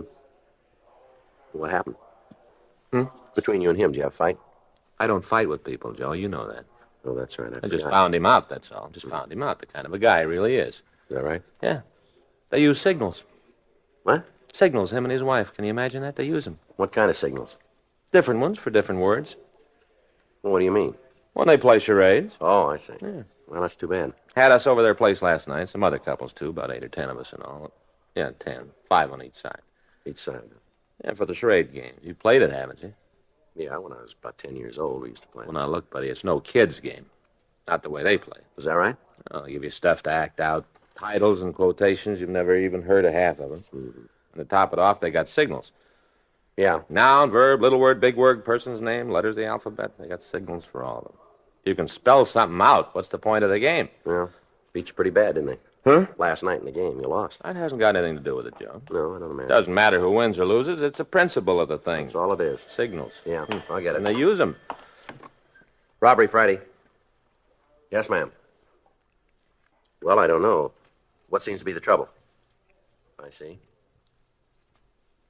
Yes, I guess we could. Where is that? Are they open this early? All right. Yes, ma'am. We'll be there. Goodbye. Lady wants to talk to us. Says she'll meet us at a bar out on Melrose. What's it all about? Her husband. Yeah? He bought a gun.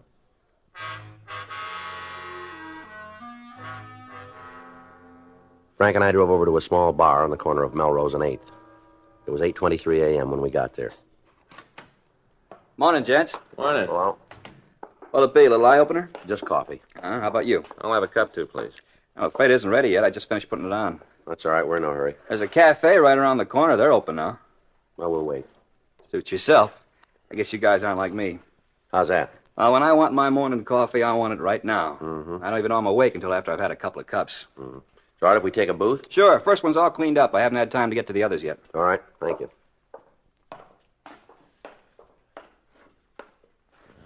You got here first, huh? Yeah. Did she give you a name?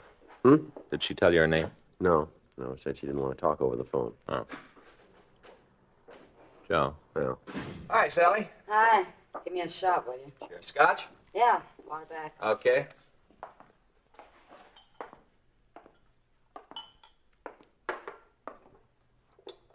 Go ahead, mister. Take a good look. I was waiting for somebody. I guess I made a mistake.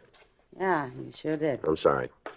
A little later on, I might be interested, but not at 8:30 a.m. Getting worse all the time, ain't it? Gal can't even have a morning pick-me-up without some guy starting to move in on her. Well, here's looking at you, Mike. Down a hatch.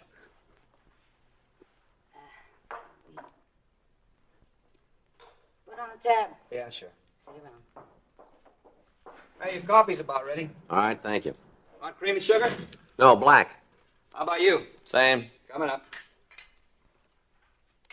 Don't pay no attention to Sally. Yeah? She must have got out on the wrong side of the bed today. Mm-hmm. Usually she's real friendly, you know what I mean? Yeah. So just don't take it personal, huh? That's all right. Forget it. Too bad you guys came in so early. Long toward evening, we get a lot of action here. We're meeting somebody. Okay. Just telling you, that's all. Mm-hmm. Gosh. Whew. Yeah, boy, that's hot, all right. I think I burnt my tongue. That's too bad. Tomcat Bar, Mike speaking. Who? Well, I don't know. Yeah? Yeah? Okay, sure. Hey, one of you guys got a name sound something like Friday? That's right. Well, you're being stood up. Huh? She said to tell you not to wait.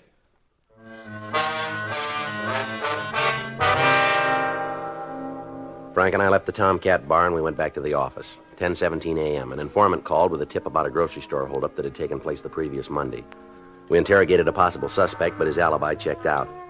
The next day, Thursday, May 18th, 9:43 a.m. Again. Robbery, Smith. Oh? Oh, yes, Smith. Joe, it's for you. Okay. Friday. Yeah? Yeah, I remember. Well, we were there. Well, why don't you give me your name this time? No, I'm sorry. We'll have to have your name. Flint? F-L-I-N-T? All right, now look, Miss Flint, if this is some kind of a gag... All right, if you're sure this time. Right. All right. Goodbye. The woman again. Hmm? The woman who called yesterday morning? Oh, yeah. What she want now? Same thing. Meet us at the bar. You think she's on the level? I don't know. It sounds like it this time. Why didn't she show up yesterday, then? Says she tried, but she just couldn't. Why not? Said something about loving her husband. Yeah. When the chips were down, she couldn't bring herself to turn him into us. Yeah, but she will now, huh? Says she has to. She can't wait any longer. Why? Says it might be too late.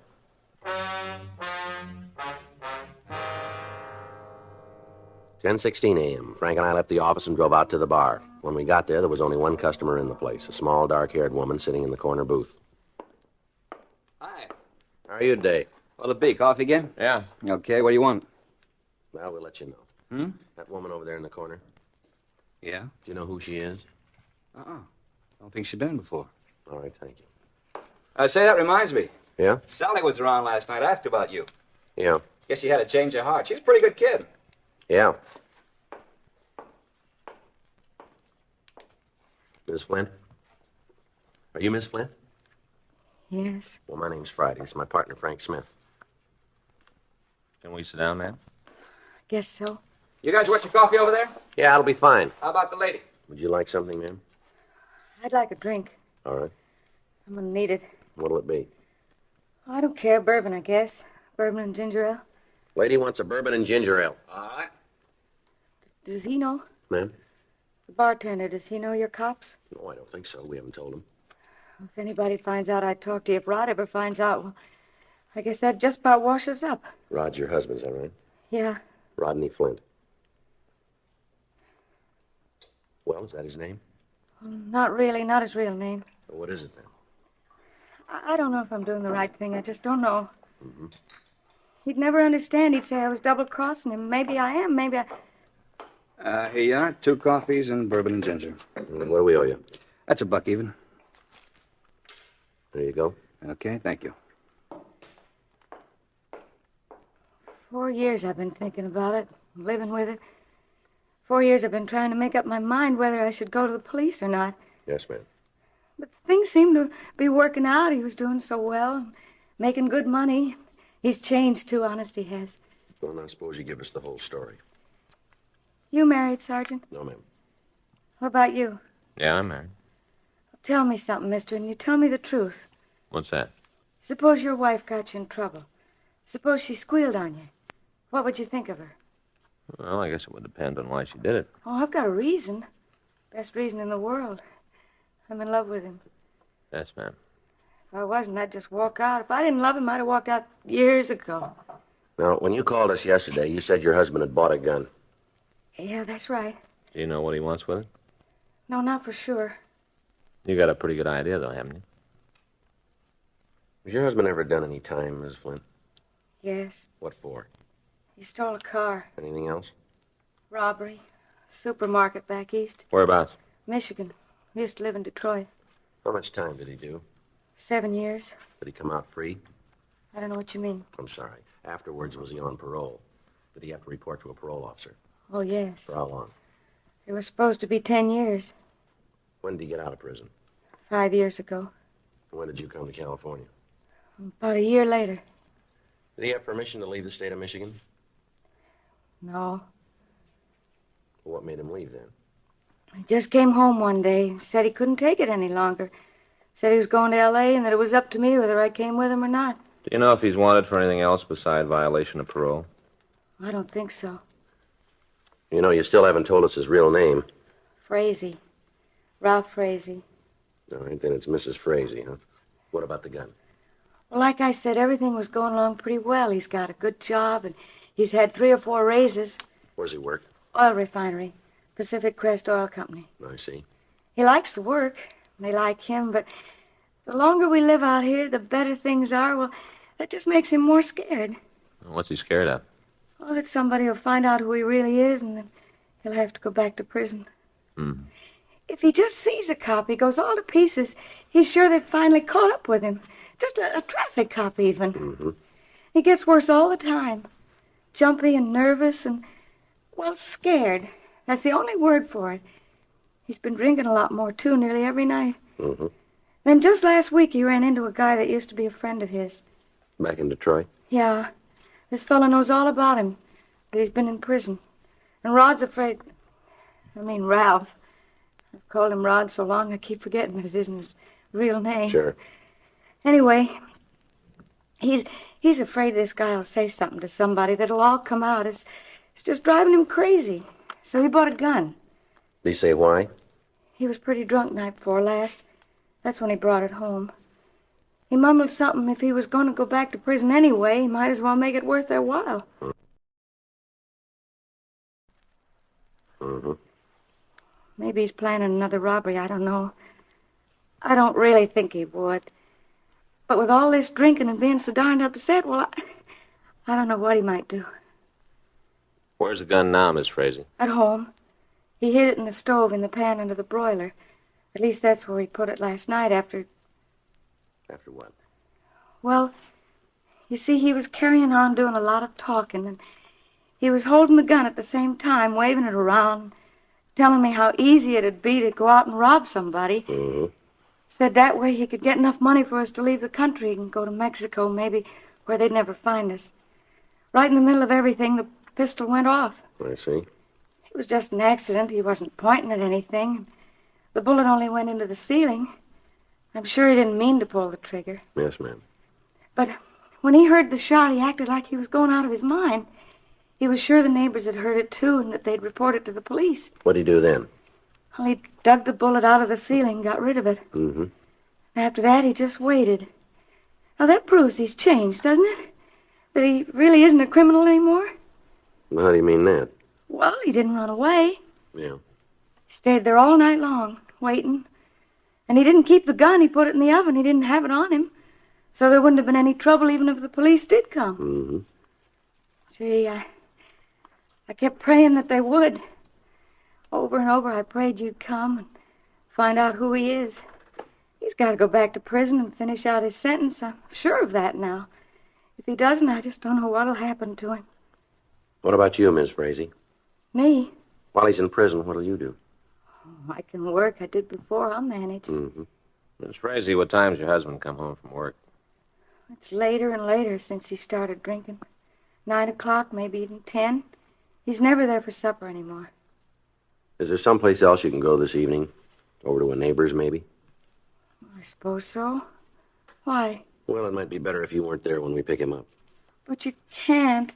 I mean, well, not so soon, not tonight. Does it have to be tonight? Yes, ma'am, it does. He'll know it was me, that I had something to do with it. He's bound to know. We'll keep you out of it if we can. What are you going to tell him? What kind of an excuse will you use? Let's see what kind he has.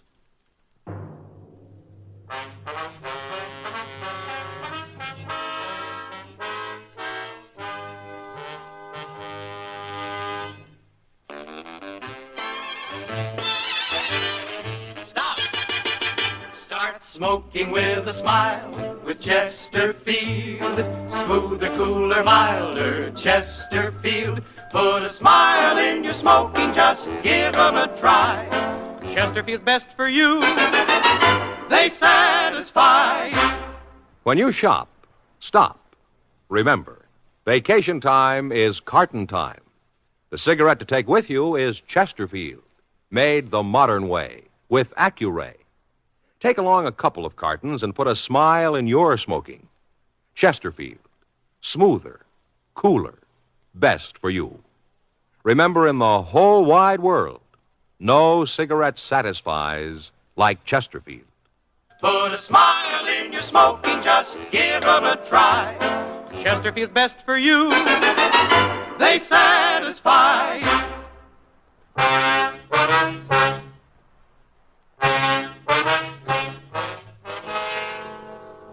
Frank and I continued to talk to Mrs. Frazee. She agreed to be out of the house during the evening. She also gave us a description of her husband. She said he was WMA, 38 years old, 5'11", and he weighed about 170. She told us he had black hair, brown eyes, and a dark complexion. 11:27 a.m., we went back to the office. We ran the names Rodney Flint and Ralph Frazee through R&I. They had nothing on Flint. Under Frazee, we found a warrant from the state of Michigan for a violation of parole. The dates given on the warrant checked with what Mrs. Frazee had told us. We contacted the Pacific Crest Oil Refinery, and without stating that we were from the police department, we learned that a man named Rodney Flint had been employed there for the last 3 years. They said he was a steady, dependable worker. 6:32 p.m., we drove out to the address Mrs. Frazee had given us. It was a modest one-story home just off Santa Monica Boulevard. We parked across the street and waited for Frazee to return from work. 7:05 p.m., we saw Mrs. Frazee go into a neighbor's home 3 doors west. Frank and I continued to wait. 8:46 p.m.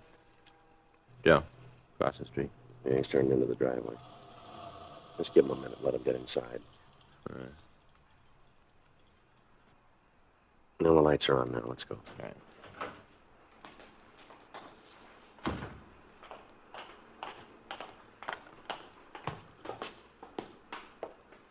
See the bell? Over there. Oh,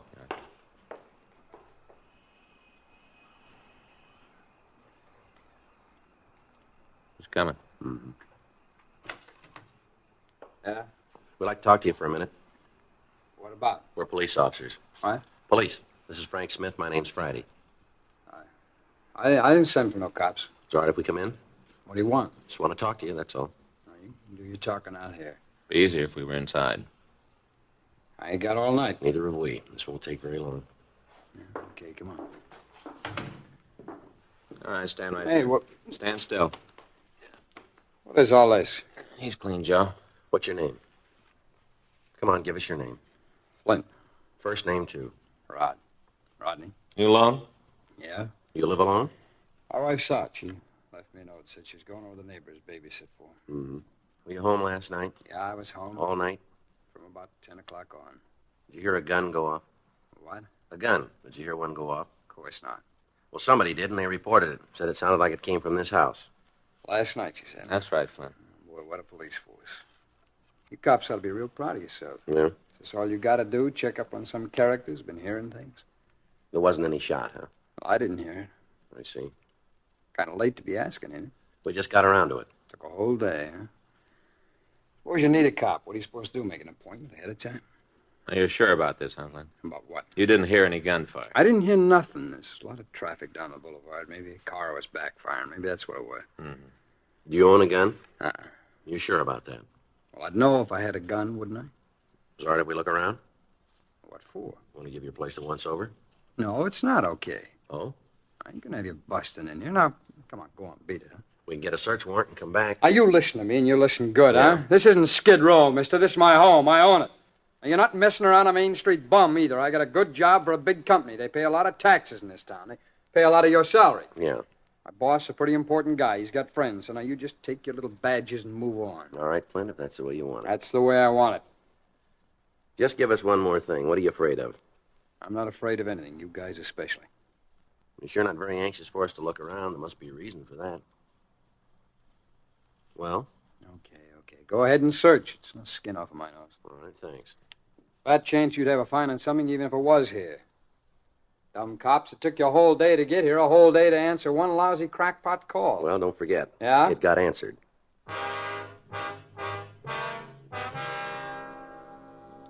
Frank and I began a routine search of the house. While Frank went through the 2 bedrooms, I took the living room and dining area. We found nothing suspicious. 9:42 p.m. We'd finished with the front part of the home, and we went into the kitchen. The suspect followed us. Okay, if I fix myself a drink while you're messing the joint up? It's up to you. You guys want one? What? A blast. You want one? No, thanks. What about you? No, thanks. You don't drink, huh? You're not hurting my feelings. I'll check the service ports, Joe. All right.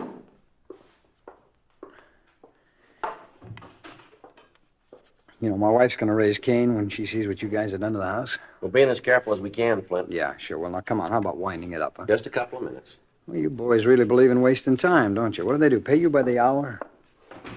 There's nothing out there, Joe. No.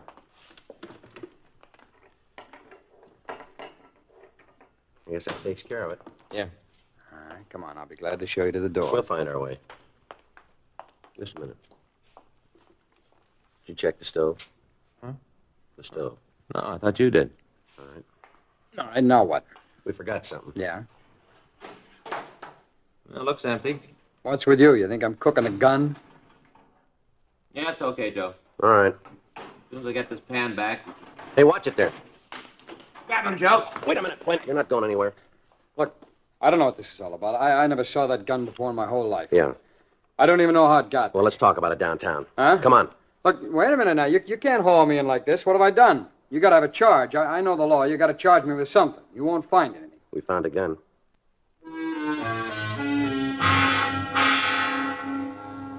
We drove the suspect down to the city hall, rolled his prints, and booked him in on suspicion of robbery. 11:06 p.m. We brought him into the squad room for questioning. All right. Sit down over there. What kind of a frame is this? Come on, how about letting me in on it, huh? Who'd I rob? We can forget about our robbery charge. I guess we made a mistake. Well, that's what I've been telling you, We had to check the gun. We had to be sure. All right, so now you know. Yeah. Okay, no hard feelings. Sit down, Frazee. What? You heard me. Sit down. Maybe we were wrong about the robbery charge, but we came up with something else. A want from Michigan, violation of parole. What about it, Frazee? Well, what do you want to know? You've got it, the whole story. Why'd you leave Michigan? Why'd you jump parole? Oh, what difference does it make? Suppose you tell us about it. I didn't have no choice. Yeah? I used to play around with some pretty rough boys. I got out of the joint. They're still in Detroit. Looked me up. You guys will think I'm conning you, but... Well, look, I wanted to go straight. They had different ideas. Yeah? So we came out here, Dorothy and me. She's my wife. I see. You can check on me. I've been clean ever since. Ask the company. Talk to anybody about me. They'll tell you I'm clean. Yeah. That gonna help back in Michigan? No, that's not up to us. Sure. I thought that was why they sent you to jail, so you'd learn something. So when you come out, you won't do it again. That's part of it. Well, I learned. What good did it do me? Maybe you didn't learn enough. Huh? There's a law against an ex-convict having a gun. Are you going to stick me with that one, too, huh? That's not up to us either. Lousy gun. If it hadn't been for that gun, you'd never found me. Well, it might have taken a little longer, that's all. Sure, that's what did it. I don't know why it went off the other night. I thought the safety was on, just my luck. I never had a decent break in my whole life, not one. Mm-hmm. Well, is there anything more you guys want? No, I guess not. Not now, anyway. It's all right if I call my wife. Yeah, we'll fix it for you. Wonder how she's going to take it. I don't know. I guess she'll stick by me. She always has. Through all the rotten breaks, no matter what. Yeah, she'll stick. Well, you must have had one good break then, huh? Huh? When you married her.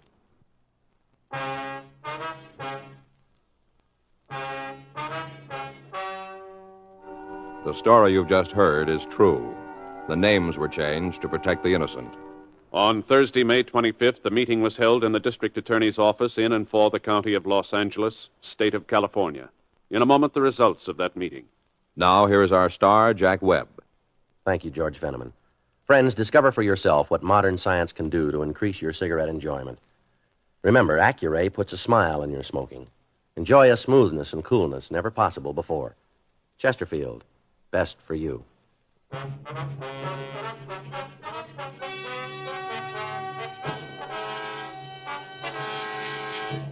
In the interest of justice, and because of the suspect's good behavior record in Los Angeles, it was decided not to press charges against him for possessing a gun.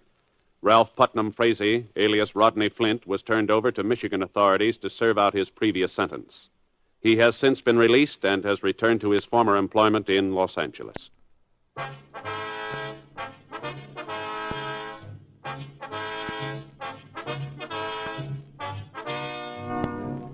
You have just heard Dragnet, a series of authentic cases from official files.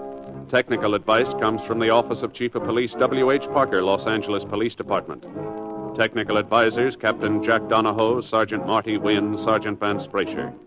Heard tonight were Ben Alexander, Stacey Harris, Herb Ellis, Vivi Janis. Script by Frank Burt. Music by Walter Schumann. Hal Gibney speaking. Watch an entirely different Dragnet case history each week on your local NBC television station. Please check your newspapers for the day and time. Chesterfield has brought you Dragnet, transcribed from Los Angeles. This is it, L&M Filters. It stands out from all the rest. Miracle tip, much more flavor. L&M's got everything. It's the best. Yes, L&M's got everything. Superior taste, superior tobaccos, superior filter. It's the miracle tip, pure and white. Buy L&M, America's best filter tip cigarette. Hear Dragnet next week, same time, same station.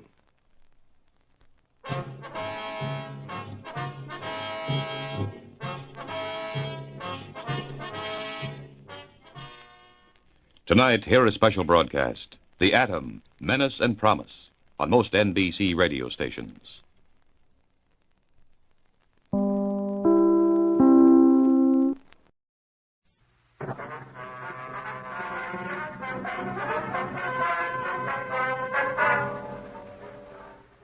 You're a detective sergeant. You're assigned the burglary detail. In the past 2 months, a thief has broken into 18 markets. There's no lead to his whereabouts, no clue to his identity. Your job, get him.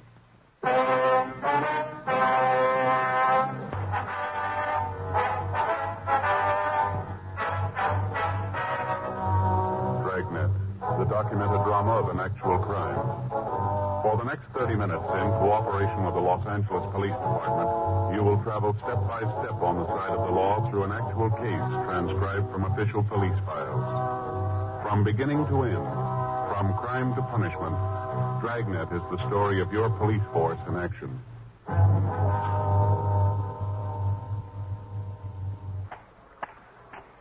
It was Monday, December 14th. It was cold in Los Angeles. We were working the day watch on a burglary detail. My partner's Frank Smith. The boss is Captain Bernard. My name's Friday. We were on our way out of the office, and it was 8:05 a.m. when we got to Georgia Street Juvenile Bureau. Sergeant Lindsay Simmons' office. Yeah? Oh, did you give it to him? Uh-huh. Yeah. What'd he say? Yeah. When did he come back? Uh-huh. Well, did he have it for you? Yeah. Well, that'll teach you not to go that route anymore. All right, Patrick. Tell the sergeant to call me when he gets back. Right. All right, Friday Smith. How are you, Lindsay? Morning, Sergeant. Just talking to Gene Patrick over at Highland Park. You know him? Yeah, I met him a couple of times. Picked up a youngster a couple of days ago on suspicion of burglary. Brought him into the office, and Patrick talked to him. Yeah. Well, he finally bought it that the kid didn't have anything to do with the theft. He told him to go home. Uh-huh. Kid told Gene he didn't have the money to get home, so Gene gave him 20 cents. Kid swore he'd come in and pay it back. Did he? Yeah, he came in this morning, gave Patrick 2 dimes. Told him thanks for believing the story. Mm-hmm. Then Patrick got the kicker. Kid really did break into a house last night to get the money. What's Patrick got to say about that? Says the kid's honest in a sort of way. He did pay him back. Well, where's the youngster now? Got him over Highland Park Juvenile. I better call Gene. Maybe I can give him a hand. I got a couple of streetcar tokens I won't be using. Might like to have them. Oh, hold it. If I was you, I don't think I'd bring it up to him for a couple of days. Well, what can I do for you, two? Well, Lindsay, we've been working on a string of burglaries. You maybe got the word on them. No, I don't think so. What's the story? Bunch of store burglaries. Papers have tagged them. The milk bottle job. Oh, yeah. Yeah, Seems Hartgrove was telling me something about him the other day. Where do we come in? Well, the way the jobs look, we've been thinking that maybe it belong in your department instead of ours. How you figure that?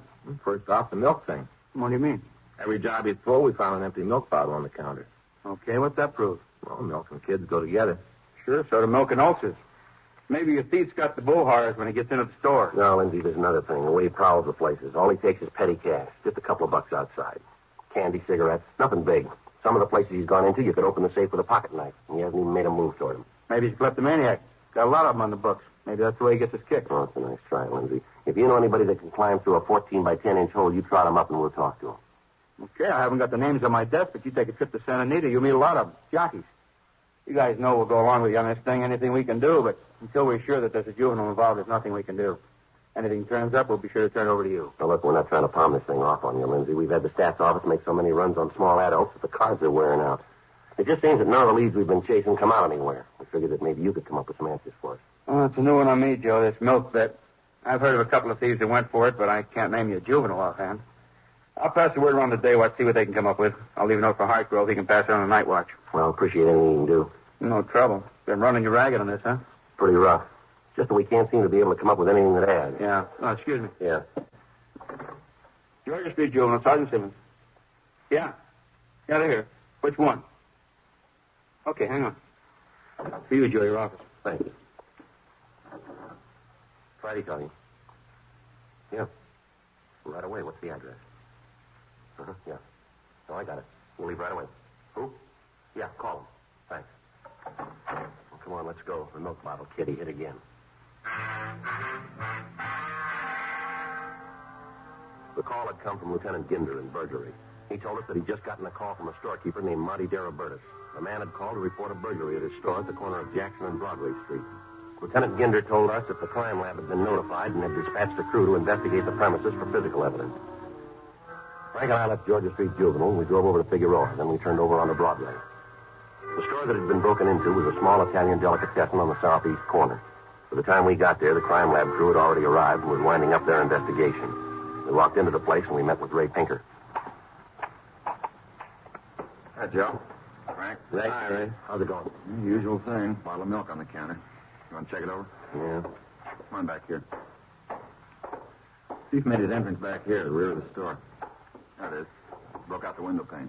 Yeah, not very big, huh? It measures 9.5 by 12 3/4.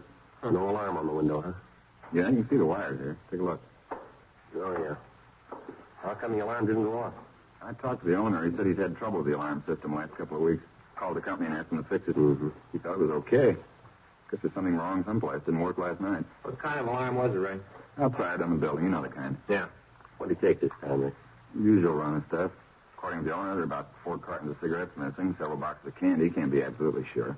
So he's got to check his stock. Be better if you talk to him on that. Yeah, we will. We'll catch him later. Want to wait a minute? I'll check and see how the boys are doing on the prints. Have them check the counter in the milk bottle. Fine, thanks, Rick. Be right back. Bye.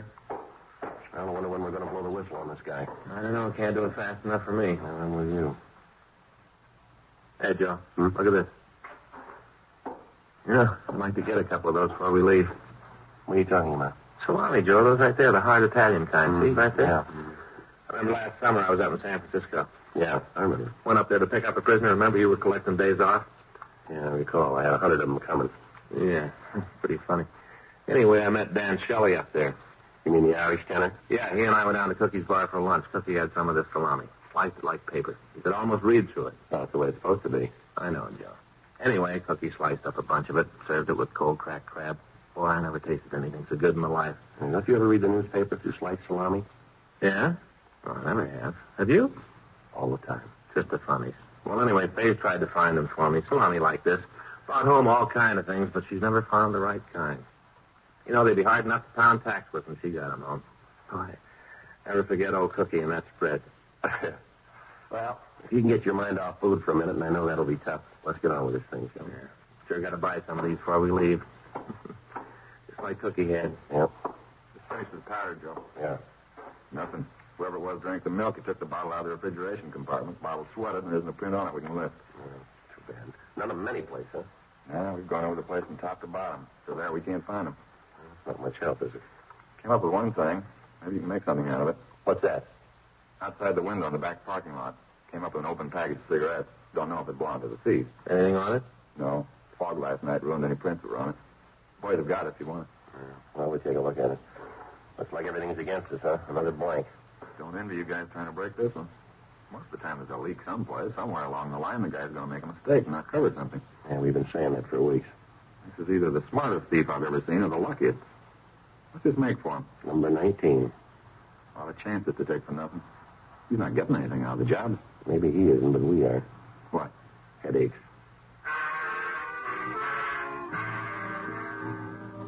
9:38 a.m. We talked to the victim. He told us that as near as he could figure, there was approximately $4 stolen from the store. He went on to say that he'd ascertained that 5 cartons of cigarettes and several boxes of candy bars were taken. He was unable to tell us if any other merchandise was taken until he'd made a complete inventory. He went on to tell us that there was over $600 in the safe, but that as far as he could tell, there'd been no attempt to break into it. We made a canvass of the neighborhood and talked with the neighbors. None of them recalled having seen any suspicious people in the neighborhood the night before. None of them had seen any suspicious automobiles in the area. The one thing that was apparent was that the thief was working in a definite pattern. He worked only on Friday and Saturday nights, always between 8 p.m. and 12 midnight. Frank and I met with Captain Bernard, and it was decided that we would maintain a rolling stakeout in the area in which the suspect operated. 4 other cars from Metro Reserve were assigned to work with us. For the next 5 nights, we worked without result. It was slow and tedious, but considering the lack of information on the thief, it was the only way we had left. We had to be on or near the scene when the thief struck again. Saturday night, December 19th, Frank and I met and drove out to the area. The streets were crowded with early Christmas shoppers. I'll sure be glad when it's over. Why? What's the matter? How many rooms in your apartment, Joe? 3. You know that. You've been there. Yeah. Well, that won't be enough room. What are you talking about? Faye? What's Faye got to do with this? Hack, Joe. Real hack. Why? What's the matter? I got up this morning. I felt great. Faye's got breakfast on the table. All nice. A couple eggs, little pig sausages. Nice, you know. Yeah. I come down to the table. She's got the food on, and I hit her with it. What, the food? No, Joe. I hit her with what I'm about to tell her. I tell her I'm going to have to work tonight. You work every night this week. What's wrong with that? Well, that's the way I figure it, so I got a way out. Yeah, well. Today is Faye's birthday. Well, you didn't tell me. It's not good to tell people, Joe. Oh, it isn't? No. Faye's over 30. Yeah. I kind of figured that. Don't you get it? I'm sorry, pal. You left me a couple of blocks back on this one. Look, I may never catch up. Faye's over 30, Joe. She's getting to the point where she's taken off years, see? How can you give a person a last birthday present? Yeah. I tell you about it. You're going to give her a present. Only now instead of 30, she's 29. You understand? Well, to be perfectly honest with you, no. But as long as you do, it's perfectly all right with me. Yeah. What about this morning? Well, I told her I was going to have to go to work. I got this present for her. Brand new deep fat fryer. Real good. All wrapped up. Deep fat fryer. All wrapped up with ribbon. Beautiful. Shiny. Beautiful. So you gave it to her. Did it do any good? Not a pound. You know what she does with it? Well, at this point, I wouldn't even want to guess. I'm serious, Joe. This may mean the end of my home. Go ahead. She doesn't even open it. Just puts it in the closet on the back porch. Doesn't even pull the paper apart to peek at what's in it. Real mad, Joe. You may not let me back in the house tonight. Well, you can apologize when you get home. I don't know, Joe. Face pretty sore. Didn't even open the present. Not even a peep, huh? Listen. Yeah, so where it's coming from? Yeah, sounds like up on 7th. Come on. Yeah, right here. Pull up. Come on. I'll take the front, all right?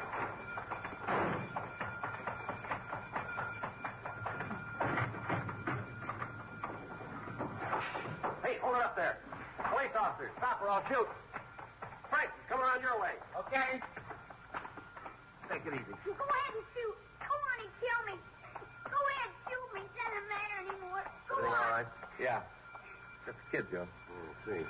What are you doing in the store, son? What do you think I'm doing? He asked you a question, son. Pretty stupid. What do you think I was doing? How many stores you broken into, son? Figure it out for yourself. Look, what do you got a chip on your shoulder You're for? a big guy. Don't give me a lot of conversation. Do what you want to do. All right, boy, you called it. Come on.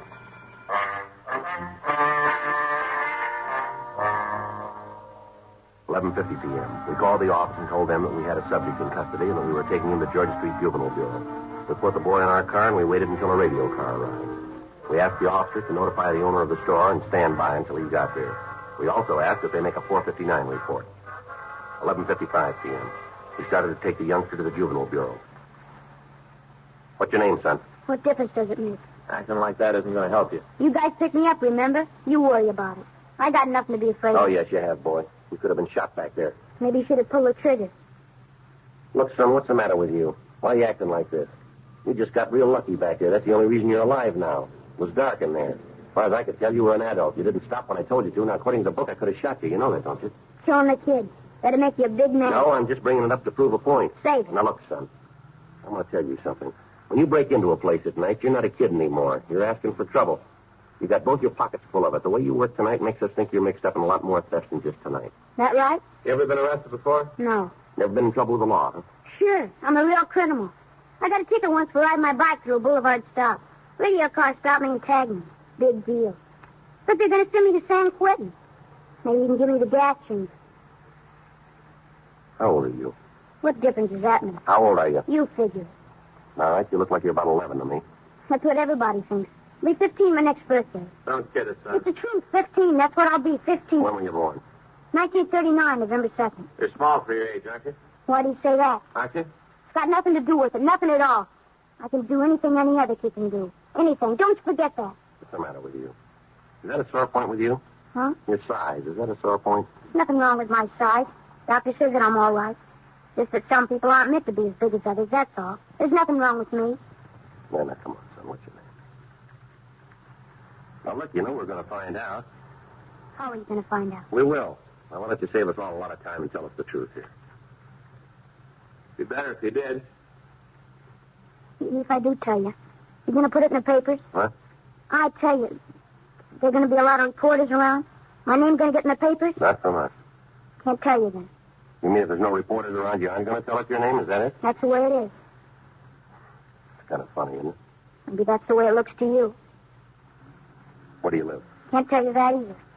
You got things all wrong, son. It isn't what you want to tell us. That's got nothing to do with it. You're going to tell us what we want to know sooner or later. Where are we going? Georgia Street.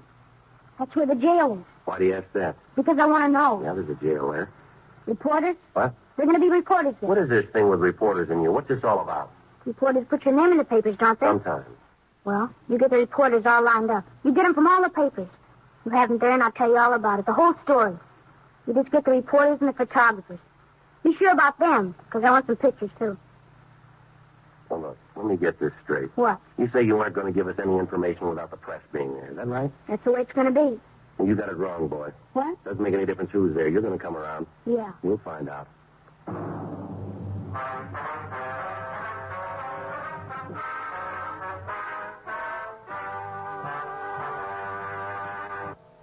"12:10 a.m. We got to Georgia Street Juvenile Bureau. Frank pulled the car into the side alley, and we took the subject out of the back seat. Up this way, son. It's a seedy-looking place. Yeah, well, it's been here a long time. Looks like a set out of a picture. Don't you worry about it, huh? You want to take him down the hall, Frank? I'll check with Hargrove. Yeah. Come on, bud. Hi, Friday. You're working kind of late, aren't you? Yeah, we are. I got the note from Simmons on the milk burglaries. Checked around the night. There's nothing on it, so I didn't call you. I don't think you have to worry about it. I think we got the answer. Yeah? We just picked up a kid. We got him dead to rights in the market. Open bottle of milk right next to the cash register. Where is he now? Frank's got him down the hall. You think he's your boy? Yeah, looks like it. Everything adds up. The entrance, what he tried to take, the milk. All along seems to fit. You got that kind of a case. What are you worrying about? Just two things. Yeah? Who he is and why he did it. He won't tell you? No. He's got some big thing working about the press. Says he won't give us anything without reporters being there. Makes it rough, Joe. You know the policy. Yeah, I do. He won't let us help him. If he wants publicity, take me down. Introduce me as a reporter. Well, that might do it. Won't do any harm to try. Let's go. Go ahead. Thanks. Who am I going to be? Well, tell him you're Sid Hughes from the Mirror, huh? Yeah, might as well be one of the good ones.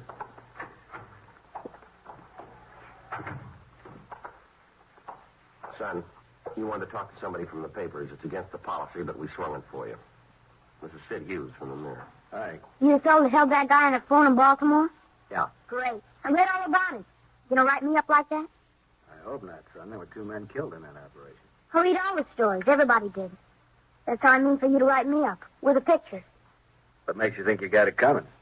You break into one store and try to steal a couple of cartons of cigarettes. That doesn't make the first page. One store? I got into 19 of them. 19 before they caught me. That's important, isn't it? That's a story. I don't know, might be. A couple of things we better get straightened out here. First off, what's your name? Better get your notebook out. Be able to take all this down. Don't worry about it, son. You just answer the questions. I'll get it. Yeah. Okay. My name's Elroy Graham. That's ELROYGRAHAM. Yeah. How old are you? I told you once, almost 15. You said you'd broken into 19 stores. Is that right? Yeah, 19. Might have made it more, but something went wrong tonight. Had trouble with the burglar alarm. Thought I'd turned it off. Bad mistake. He's still working if it wasn't for that. Guess it only takes one, though, huh, Mr. Hughes? Yeah, I guess so. You want to tell us why you did it? What?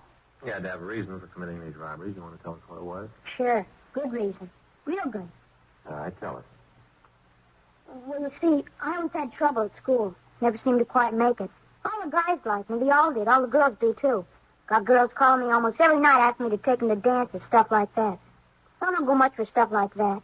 You can understand, can't you, Mr. Hughes? Go ahead, all right. Well, they wanted me for all the teams, football, basketball. All the time asking me to play. But I figured if you want to get ahead in the world, you got to have an aim. Someplace where you want to get. Figure out that. Work for it, and you're going to get there. Don't you find that true, Mr. Hughes? Go ahead. That's the way it was with me. All the time turned down offers to be on some team. Telling some girl I couldn't take her to a dance. Just didn't have the time. Somehow I just couldn't make it. You can understand it. You've been around. You know all the successful kind of people. You write something, and a lot of people read it. You know what I mean. Don't you? Well, what's the matter? Something wrong? I'm trying to tell you what happened. I'm giving it to you straight. What's the matter? Now you want to tell us the truth, Elroy. What? I don't know why you're trying to sell us this line, boy. It isn't necessary. I don't know why you did what you did, but I do know you had a reason for it. Now, that's all we want to know. Just the reason. You don't believe me? Afraid not. How about you? No, son, I don't. Mr. Hughes? No. Can't even lie right. Can't even tell a lie good. All my life I've been trying to be like other kids. All the time getting beat up, getting left out of things. You know why? Do you know? Go ahead, sir. Big reason.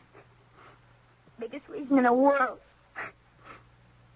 Because I'm almost 15 years old. I'm 4 feet 7 inches tall. 4 feet 7.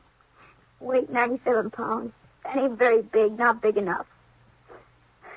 All the time, other kids shoving you around. All the time you're the joke. Gets to the time when you figure it's easy to laugh, too. Because Because if you don't, some kid's going to beat you up. Get to the point where you don't care anymore. I used to clip out those coupons and send them in. Get the books back on how to build myself up. Worked at it. Didn't do nothing for me. I was still 4'7" and weighed 97 pounds. All the stuff I took didn't do no good. Still came out 4'7", 97 pounds. All right, son. You want to tell us about the burglaries? I did it to be big, that's why. I had the things other people wanted, cigarettes, candy, the other things kids wanted. I had all that stuff that the other kids wanted. Made me important. Don't you see that? You gotta understand it, Mr. Hughes. That's why I wanted my picture in the papers. That's why I wanted the story. So the kids would know that I'd done something big. So they know. All right, son. It's going to be all right here. No, it isn't. Like everything else I tried to do, I loused it up. I didn't mean to steal, but it was the only thing to do. The only way I had. Now, wasn't there some other? No, there wasn't. All the time the other kids laughing. All the time talking. I just couldn't stand it anymore. I just couldn't. Here you go. Thanks. You can understand it, can't you? It makes sense. What's that, son? Wasn't so much the kids saying I was little. Yeah. But I didn't want them to think I was small.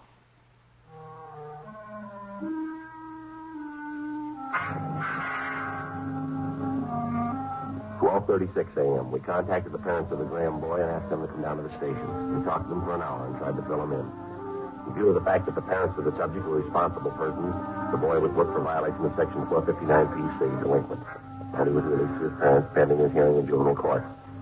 5 days passed and we heard nothing from the boy. On December 24th, Frank and I checked into the office. Friday? Yeah, Earl? Kid in the back. Let's see you and Smith. Okay, thank you.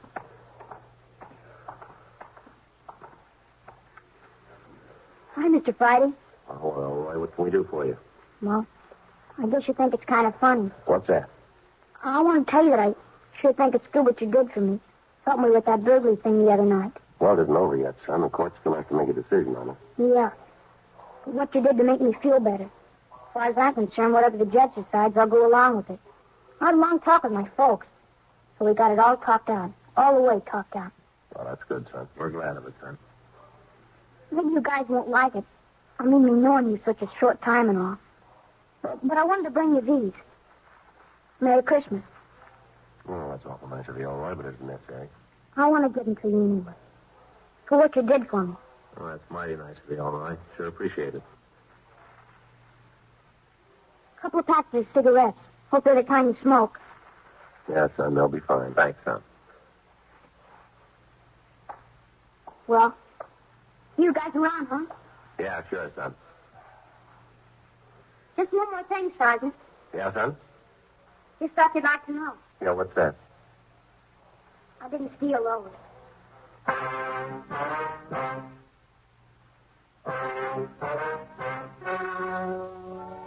The story you have just heard is true. The names were changed to protect the innocent. On the 21st of December, a petition was filed in juvenile court on behalf of the subject. On January 26th, trial was held in Department 52 of Juvenile Court, State of California, in and for the County of Los Angeles. In a moment, the results of that trial.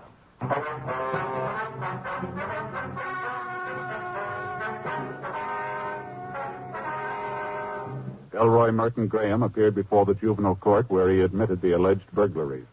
At this time, under the counsel of the judge of the juvenile court, the subject was placed under the care of the probation department for a period of 3 years, with the provision that his parents take him to a competent psychiatrist.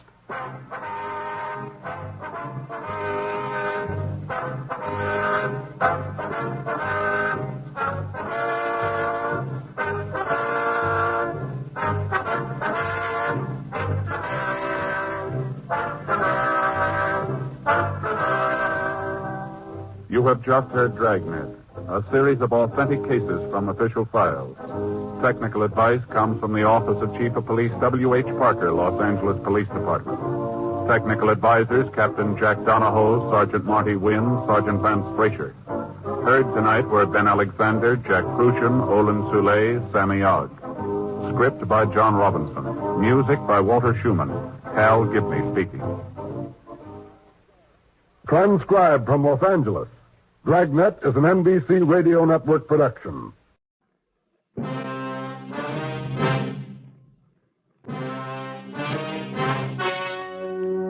The story you're about to hear is true. Only the names have been changed to protect the innocent. Fatima Cigarettes, best of all long cigarettes, brings you Dragnet.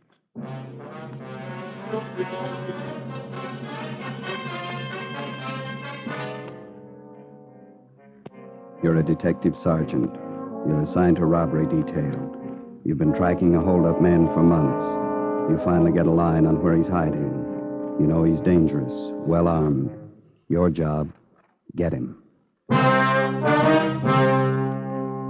You'll be amazed when you compare Fatima with other long cigarettes. You'll find they now cost the same. But in Fatima, the difference is quality. You see, Fatima is the quality king-size cigarette because it contains the finest Turkish and domestic tobaccos superbly blended.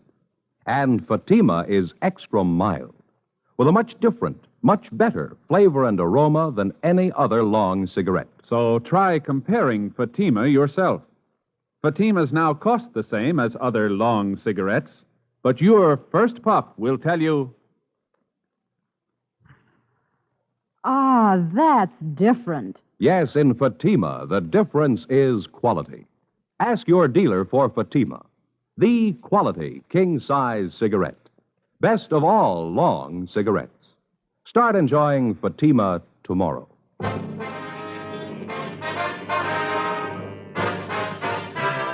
Dragnet, the documented drama of an actual crime. For the next 30 minutes, in cooperation with the Los Angeles Police Department, you will travel step by step on the side of the law through an actual case transcribed from official police files. From beginning to end, from crime to punishment, Dragnet is the story of your police force in action. It was Wednesday, March 18th. It was cold in Los Angeles. We were working the night watch out of robbery detail. My partner's Ben Romero. The boss is Captain Ed Walker. My name's Friday. It was 9:48 p.m. when I got to room 27A. Robbery detail. Joe? Hi, you ready to go? Yeah, we better hustle. Here's your top coat, Joe. Oh, thank you, Ben. Where's Tom? We can pick him up down the hall. He's checking out some tear gas shells. Might need him. How about the address? You confirm it? 2100 Buchanan Avenue. It's a corner house. Skipper? You know what to expect when you get out there. Don't take any chances. He's alone in the house, that right? Supposed to be. Yeah, that won't give you much of a break. How do you mean? He's heavy on guns. 2 revolvers and a hunting rifle. Yeah. He's not shy about using them. Don't forget it. Right, Ed. Slats, Ben? Let's go. Okay. It's been a long haul.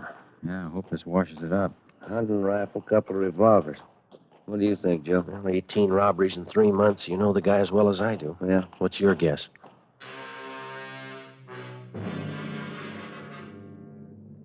His name was Hoffman, George R. In our files, his criminal record dated back to high school days. Petty theft, grand theft auto, burglary, armed robbery. His record included 2 terms at Preston Reformatory and 1 at San Quentin. Hoffman's latest campaign was a 3-month run of armed robberies. We tried everything we knew to stop him, but it wasn't enough. We'd failed to get a line on him until one of Captain Walker's informants came up with a tip that Hoffman had been hiding out for the past month in a small bungalow on the corner of Buchanan Avenue and Selma Street. According to the information, the suspect had a good supply of food, ammunition, and 3 guns. 10:15 p.m., together with Sergeants Tom Gaffney and Slats Henry, Ben and I parked our car down the street and started toward the house. It was foggy. The street was poorly lighted. As we approached the house, we could see a light burning in one of the rooms at the rear of the bungalow.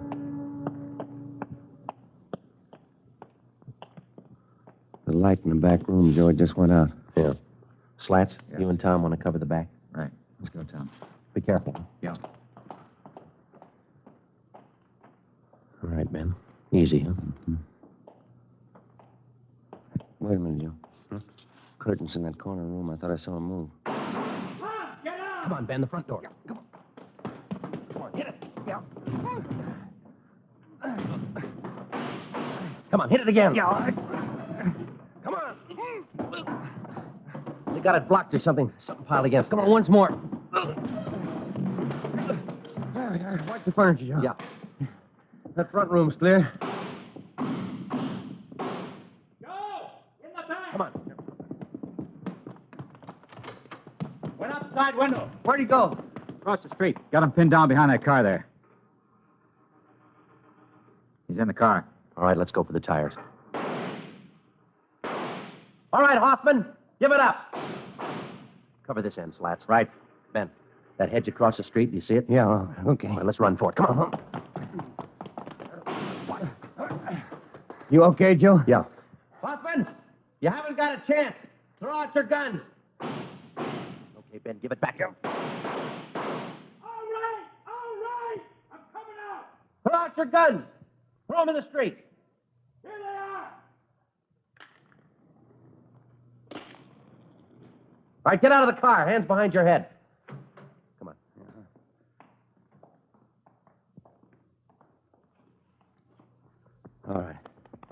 All right, hands behind your back now. Slats, Yeah. you want to get our car? Right, Joe.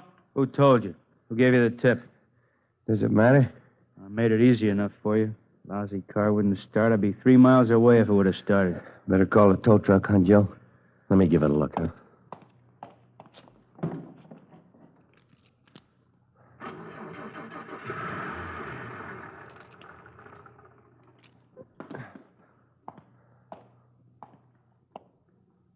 Lousy luck, that's all it is. What was wrong with it, Joe? I tried it. It wouldn't start for me. You should have turned on the ignition. George Hoffman was taken downtown and booked on suspicion of robbery. At a special show-up, he was identified by more than a dozen of his robbery victims.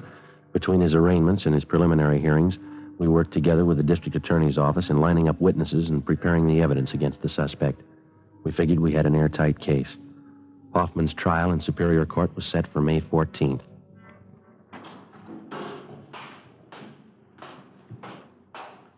Hi, Joe. Hi, Slats. What's doing? It's still arraigning Hoffman? Yeah, this trial's coming up.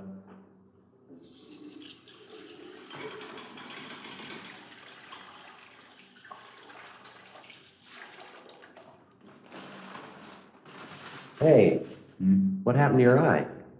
Yeah, how about that? I'll never live with that down. Yeah, come here, let's see.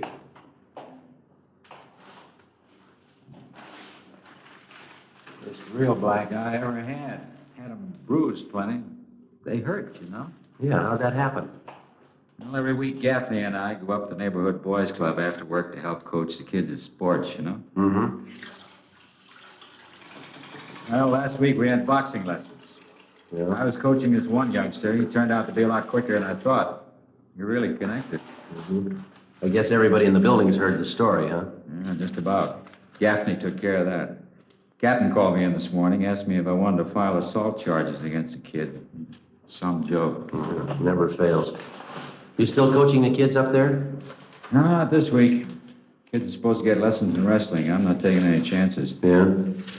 They've been watching television for months. I'll see you later. Yeah. Okay. Oh, that's nice. Hi, Ben. How you doing? Pretty good. Put your coat on, Joe. Yeah? What's the matter? George Hoffman. Yeah? Just broke jail.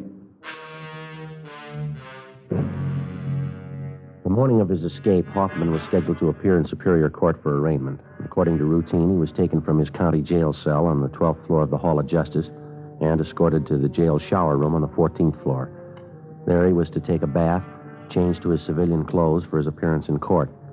While he was in the shower room, he turned on the hot water faucets, filling the room with steam to hide his actions from the guard. He succeeded in forcing his way out through one of the windows, climbed up one story to the roof. Realizing that he couldn't escape down through the building, he lowered himself over the ledge of the roof and, using the narrow crevices between the bricks to hold on, he climbed 7 stories down the outside of the building. At the 8th floor, he found an open window and got inside. He slugged a bailiff who tried to stop him and then ran down the remaining flights of stairs into the street and disappeared in the crowd. 20 minutes later, he robbed a dentist's office at 3rd and Los Angeles Streets and got away. Police and sheriff's deputies covered the city for him. Ben and I were among them. 11:55 p.m. We checked back in with Captain Ed Walker.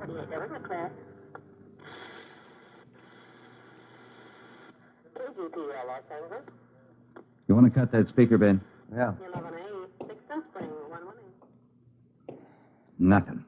Not a trace of him. He must have a good friend someplace in town. Everything's covered. His friends, relatives, his hideout, everyone he knows, every place he's ever been. We've plugged every loophole we can think of. The depots, terminals, the airports, still no trace of him. Well, I don't know. It sure is a strange one. No stranger than climbing down the side of a building. Did you check that story out, Ed? It's the truth. Apparently, Hoffman planned the thing out pretty carefully. How do you mean? The sheriff's men talked to some of the prisoners in the jail. They said Hoffman was practicing for it since the day we put him in there. He'd work out 5 to 6 hours every night, building up his hands and fingers. How'd he do that? Use the upper bunk in his cell, hang from the edge of it with the tips of his fingers. He'd do it for hours, pulling his body up and down. Made little grooves in the wall, dug his fingertips into them. Prisoners say he got so he could hold himself up like that 10 minutes at a stretch. That's pretty amazing. How about the bailiff he slugged? He'll be all right. A couple of bad bumps on the head, that's all. Robbery, Walker. Oh, yeah, Little John. I sent him out about 10 minutes ago to relieve you. Yeah, they ought to be there pretty soon. Right. How about our schedule, Ed? As far as I know, we're going all night on this thing. Sheriff's office the same. Mm-hmm. You two were relieved at 11:30. Better check back about 5:30 a.m. Okay? Right. That's a hot shot. I got it. What is it? Drugstore holdup. They think it's Hoffman. The scene of the holdup was the Rex Lake Pharmacy on the corner of Pico Boulevard and Pine Lake Street. The victim, a Mr. Clarence Geringer, told us that the holdup man had entered through a rear door, slugged him, and escaped on foot with his overcoat and about $150 in cash. We showed him a number of mug shots. He identified George Hoffman as the bandit. A special detail of men were ordered on a thorough search of the general area around the drugstore. No sign of the suspect. The citywide Dragnet continued all that night and into the next day. No developments. The search went on. A week passed. 2 weeks. At 10 p.m. on the day Hoffman was scheduled to be tried in Superior Court, he beat up and robbed a 40-year-old liquor salesman in the Highland Park area. Again, he made good his escape. Routine investigation failed to turn up a single lead. June 8th. The suspect was still at large. The legwork continued. 817, is that the address you got? Yeah, he said it was near the corner.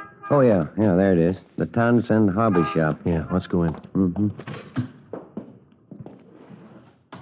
Joe, look at the electric train. Look at that one. Beautiful layout, huh? Mm-hmm. I guess that's all they handle in here, electric trains, huh? Must be money in it. Look at those signals there and switches. They're all automatic. Wonder if my boy's old enough for a train yet. That must be the manager over there. Come on. Mm-hmm. Say, excuse me, sir? Just a moment, please. Be right with you. Got to check this transformer. All right.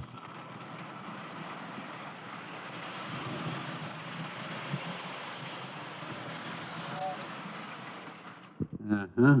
Automatic coupling on the tanker car looked out. It killed her. My mistake. Now let's see, Jim.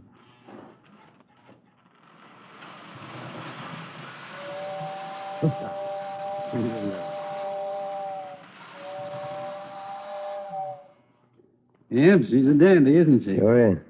I'm sorry, gentlemen. Have to keep up our maintenance on the rolling stock.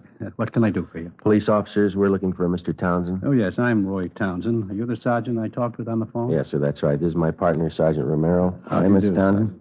You mentioned that you might have some information for us. Yes, as a matter of fact, I may have. About that fellow who climbed out and escaped. It was in all the papers. George Hoffman. Hoffman, that's it. I'm a pretty good one for faces. I think I might have seen him last night. Where was that?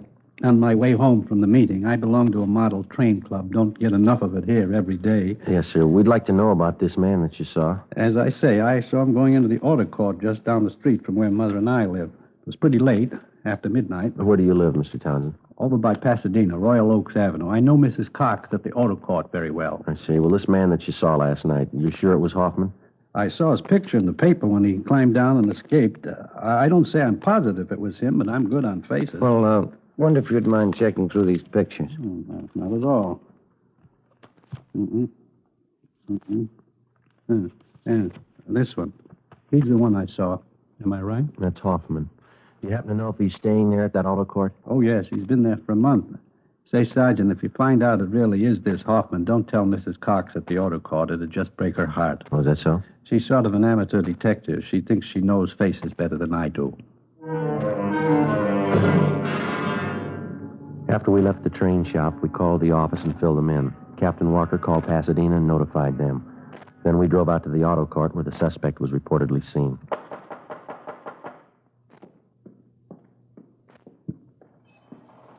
Yes, you want something? Yeah, are you Mrs. Cox? Yes, I'm the manager here. If you want lodgings, we're filled up. You might try the Golden Eagle straight down the street there. Police officers, Miss Cox. Do you have a Mr. Hoffman staying here? Hoffman? No, I don't. Got a Hoffmeyer, though. You sure that's not it? Well, would you look at this picture, ma'am? Recognize it? Yes, but his name's not Hoffman. It's Kane. Number 23. He's not in, though. Left this morning. Oh, is that so? Yes, won't be back for another hour.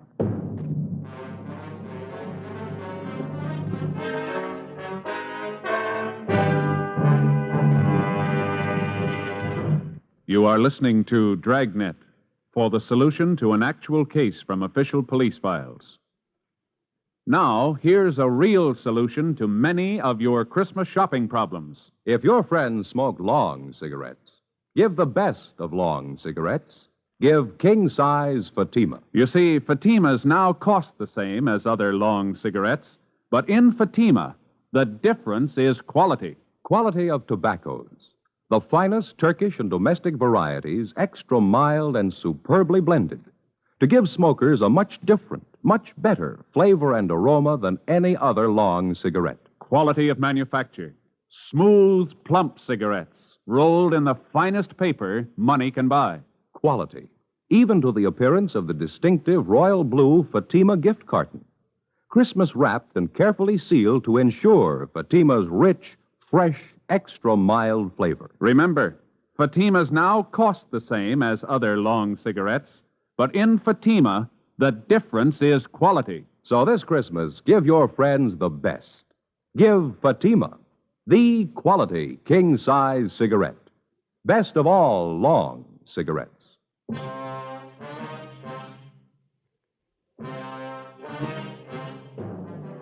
Before going on stakeout at the auto court where George Hoffman was registered, Ben put in a call to the office. The owner of the court, Mrs. Cox, gave us a pass key to cottage number 23 where the suspect was staying. We advised her to say nothing to Hoffman when he returned. We went to cottage 23 and waited. An hour passed. Hoffman failed to show. Another hour went by. Still no sign of him. Well, what do you think? You got me, I don't know. More than an hour overdue. No chance he could have been tipped. Well, I don't see how. Mrs. Cox is the only one who knows we're here. There's no reason for her to warn him. I don't know. His things are all here. His clothes. Well, we've had longer waits than this. Relax, huh? Yeah. Hey, wait a minute. Can you see who it is? Man, coming from next door. Joe? Okay, I'll cover you. Open it. Oh, your new telephone directory? Oh, yeah, thanks. Anything wrong? No, there's nothing wrong, thanks. New phone book. Yeah. We waited another hour. George Hoffman still had failed to appear. At 4 that afternoon, we checked with the office. No word. At 5:30, we were still waiting. I was just thinking, Joe. Yeah? That fellow Townsend in the train shop. That sure must be a dandy hobby, electric train. Yeah, it runs into money, though, doesn't it? Well, I think I'll talk to the wife about it. Their education, you know. My boy'd sure get a kick out of having his own train. He's pretty young, isn't he? 3 years old? Well, I could show him how to work it, put things together for him. I'll get it. All right. Yeah? Oh, yeah, Lightner. When? Okay, thanks. What's doing? Skipper just got a call from Pasadena. Yeah? They picked up Hoffman 10 minutes ago.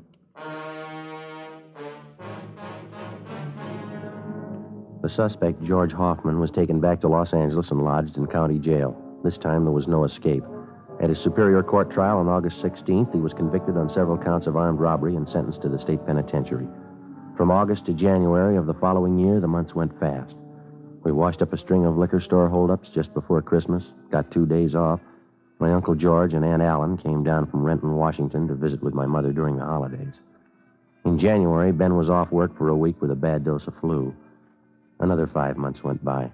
Toward the end of June, we got word that George Hoffman was no longer at the state penitentiary. After serving 11 months, the former holdup man had been paroled into the Army with the provision that he serve overseas. Another 3 weeks passed. July 12th, Tuesday. Ben and I had lunch at Koken's Cafe and checked back in at the office. I wish Koken would change his menus a little oftener. Fried beans and pastrami sandwiches. Seems to have the same thing every time. Well, you sure dug into them. I got the idea that you like them. Like them all right. I just eat too much, that's all. 3 sandwiches, 2 plates of beans. No wonder I never eat dinner. Dan? Joe? Yeah. You two back from lunch? I'm going to grab a sandwich. Yeah, go ahead, Slats. We can cover. Okay, thanks. Say, there's somebody waiting in the next room for you. Wants to see you. Okay, see you later. Right. Want to see who it is, Joe? I'll check the book. Yeah, all right, fine. Yes, sir. My name's Friday. You want to see me? Yeah, that's right, Sergeant. Remember me? George Hoffman? Oh, yeah, Hoffman. The Army uniform there. I didn't recognize you. Yeah, I thought it might fool you. I guess you heard about me. Good break, huh? I'm glad you feel that way. How you doing with the Army, huh? Pretty good. I like it. That's fine. Just thought I'd drop up and see you fellas. You still with that partner you had? What's his name? Rodriguez? Romero. Yeah, we still work together. Yeah, Romero. I knew it was some kind of name like that.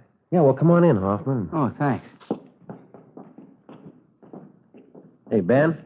George Hoffman here. He stopped in to see us. Oh, yeah. Hi. Been a long time, Hoffman. How are you? Pretty good, Sergeant. Thanks. Just thought I'd stop by, Sure there's no hard feelings? Oh, sure thing. You got any idea when you're going overseas? Boys in my outfit figure day after tomorrow. That's kind of one reason why I dropped in to see you. Well, how's that? Well, I know it's pretty nervy, but I got lots of that. You see, a bunch of us are on leave till tomorrow noon. Figured we'd go out tonight, and I'm a little short. You know how the Army pays.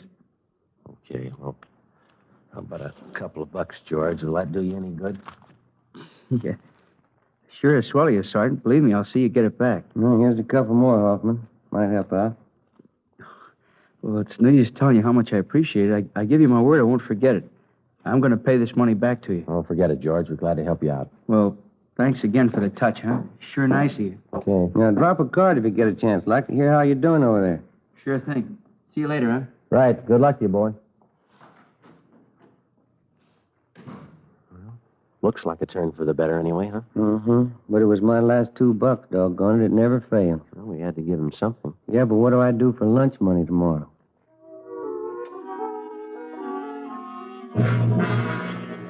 $2 p.m. We drove out to the Wilshire district to interview a robbery victim. We brought him back downtown and took his statement.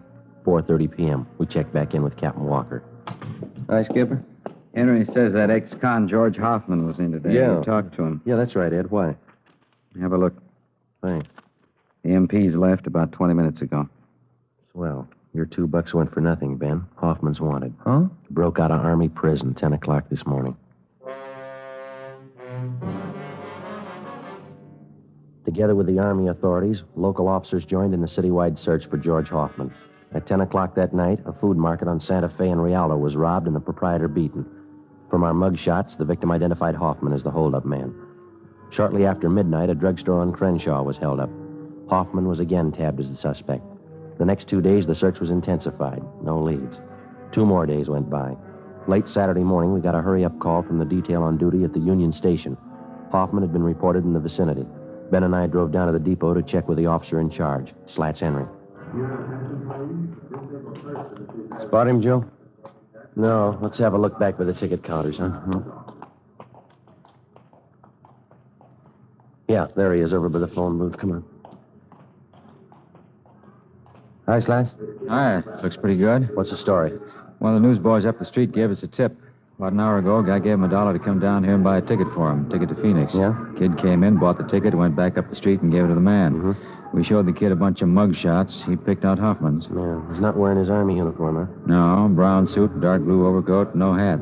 That's what the kid told us. Any idea which train he was taking for Phoenix? Not exactly. He asked when the first train for Phoenix was. The newsboy told him 3:35. 10 minutes to 12 now. You got enough men to handle it, Slats? Everything's covered.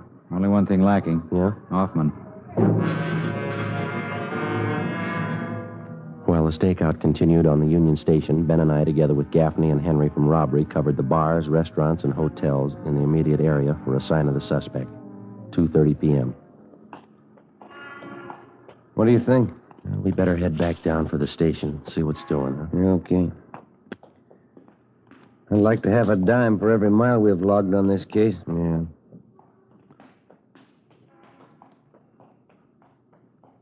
Joe, have a look. Where? Across the street, dark blue overcoat. Same build as Hoffman. I'll bet on him. Come on. He spotted us. Yeah, that's Hoffman. Come on. Pick it up. Here. I lost him, Joe. Where'd he go? Turn down First Street. Come on, hurry. Across the street, Ben. Watch the traffic. Where'd he go? I've seen him. That antique store on the corner. He ran in there. Come on. Yep. There he is. All right, Hoffman. Out of the way, mister. All right, hold it right there, Hoffman. I'm coming out. Move. What did Joe? I said I'm coming out. You hear me? You're going the hard way, George. Come on, drop it, drop it.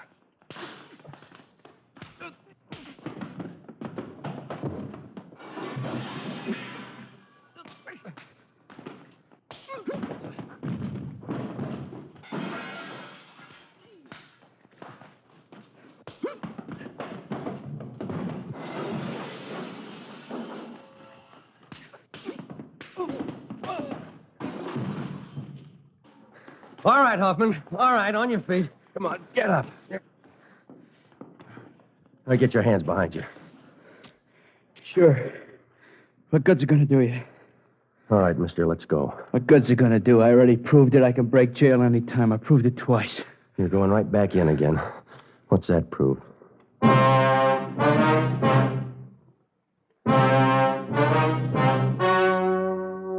The story you have just heard was true. Only the names were changed to protect the innocent. On October 8th, trial was held in Superior Court, Department 89, City and County of Los Angeles, State of California. In a moment, the results of that trial. Now, here is our star, Jack Webb. Thank you. To get year-round thanks for the gift you give this Christmas, give Fatimas to every long cigarette smoker on your list. Their first pack of extra mild Fatimas will have them convinced, like I am, that in Fatima the difference is quality. And Christmas Fatimas come in a distinctive royal blue slip-over jacket that makes a perfect gift just as is. Remember, Fatimas now cost the same as other long cigarettes, but in Fatima the difference is quality. Give Fatimas, the quality king-size cigarette, to every long cigarette smoker.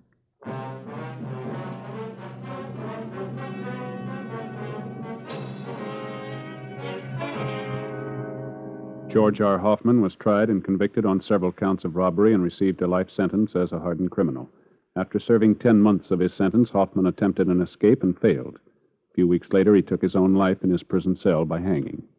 Ladies and gentlemen, next week, in answer to your requests, Dragnet will repeat A Gun for Christmas, the actual case history broadcast last year during the Yuletide season. That's next Thursday, December 21st.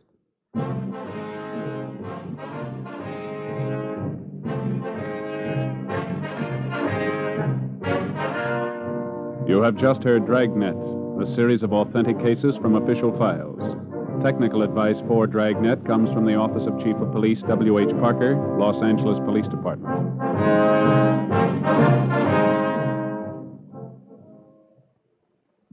This is Bob Hope. Can we steal a second?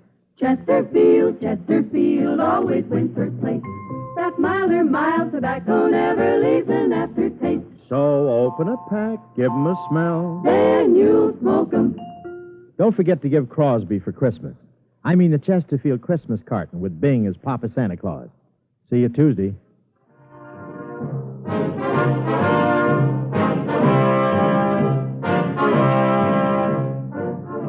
Fatima Cigarettes, the best of all long cigarettes, has brought you Dragnet, portions transcribed from Los Angeles.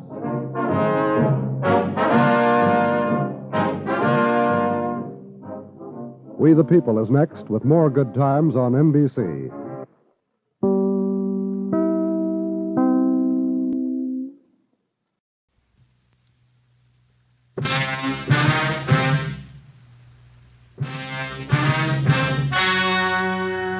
Ladies and gentlemen, the story you're about to hear is true. Only the names have been changed to protect the innocent. Fatima Cigarettes, best of long cigarettes, brings you Dragnet.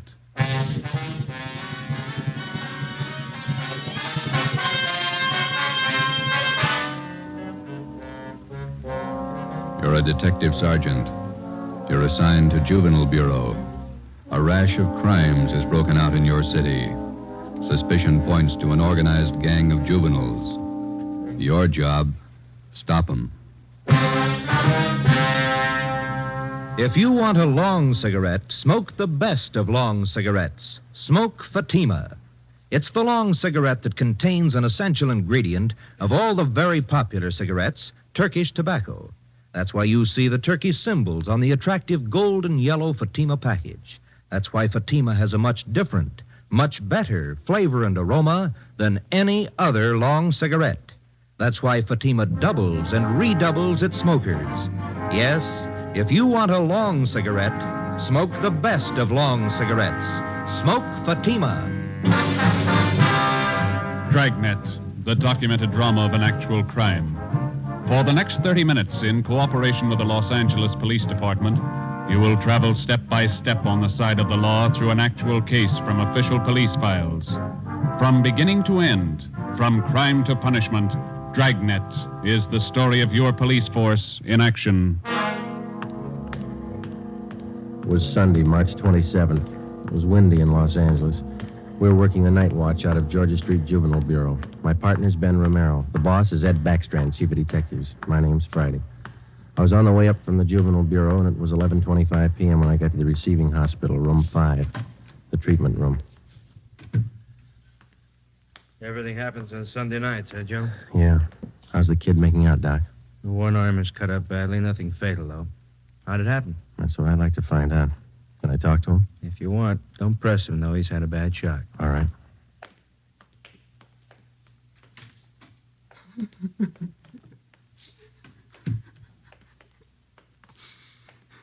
Officer here to talk to you, son. I can't. Tell him I can't talk, please. Just a few routine questions, son. You're going to have to answer them sooner or later. Please, can't you see what's happened already? I can't tell you anything. Jack Monroe, is that your real name? Yeah, How old are you? I'll be 16 next July. Where do you live? I can't tell you, you know that. Now let me alone, will you? Let me alone. You've been running around with that gang of kids on Spring Street, haven't you? The big timers, isn't that what they call themselves? I don't know anything about it. Believe me, I can't talk. You tipped us off about the burglary they were going to pull tonight. Is that where they knifed you? Look, will you believe me? I can't tell you anything, not anything, please. He's still shaky, Joe. All right, Doc. Well, Jack, we'll talk about it later when you feel better. You see what they've done to me already? They said next time they'd kill me.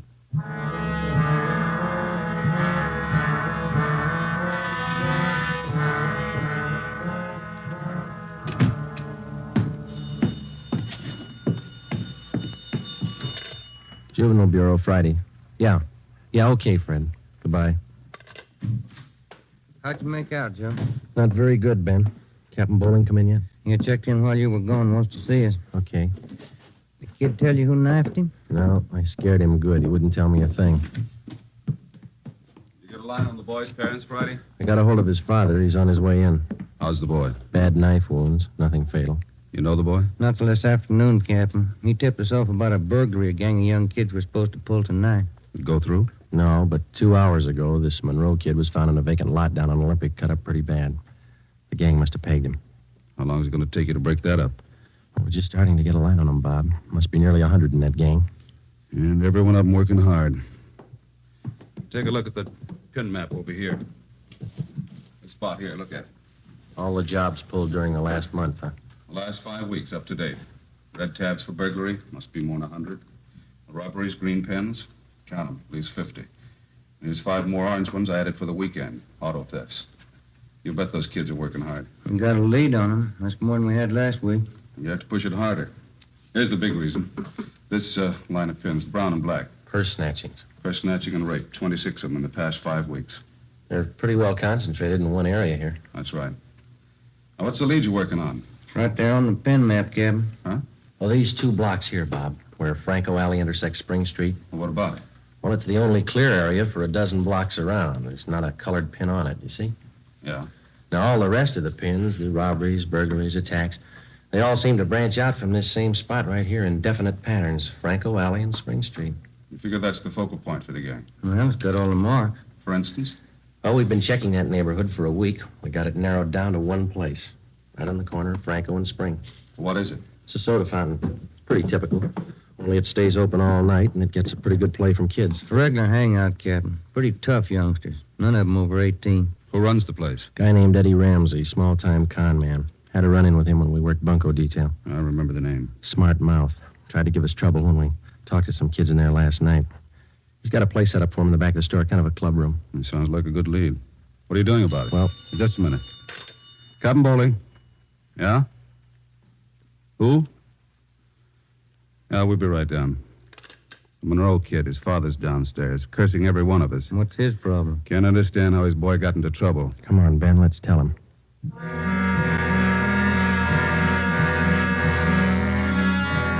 What kind of a city do we have when we can't allow our children out on the street without being stabbed or shot?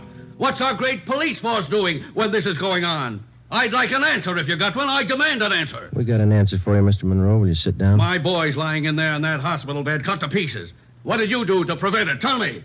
You tell us, Mr. Monroe, what'd you do to prevent it? I'm no cop. That's your job. I pay my taxes and I help pay your salary. We look out for your kids, but we don't raise them. That's What are you your talking job. about? Just a minute, Mr. Monroe.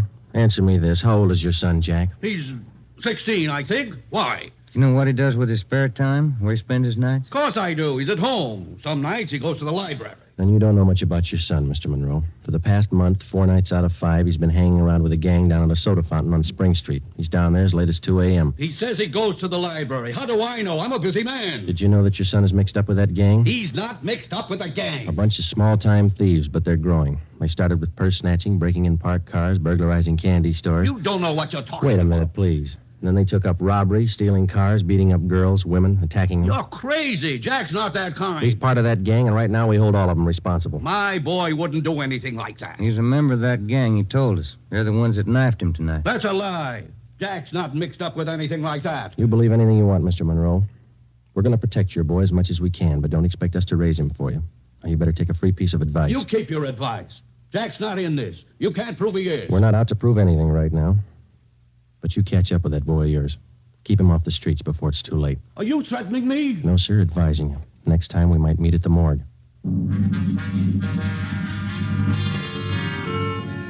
1 a.m. Monday, March 28th. A detail of 50 officers from Juvenile Bureau and Metropolitan Division were deployed for 16 blocks along Figueroa Street. At 5 minutes past 1, they started to move south over an appointed area. In the space of half an hour, 18 young kids, none of them over 17 years old, were picked up off the streets and brought to the second floor at 1335 Georgia Street, the Juvenile Bureau. 4 of the youngsters were girls.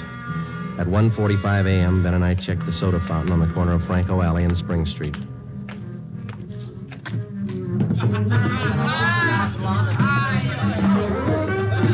Same bunch, Joe. Business as usual. Yeah, come on.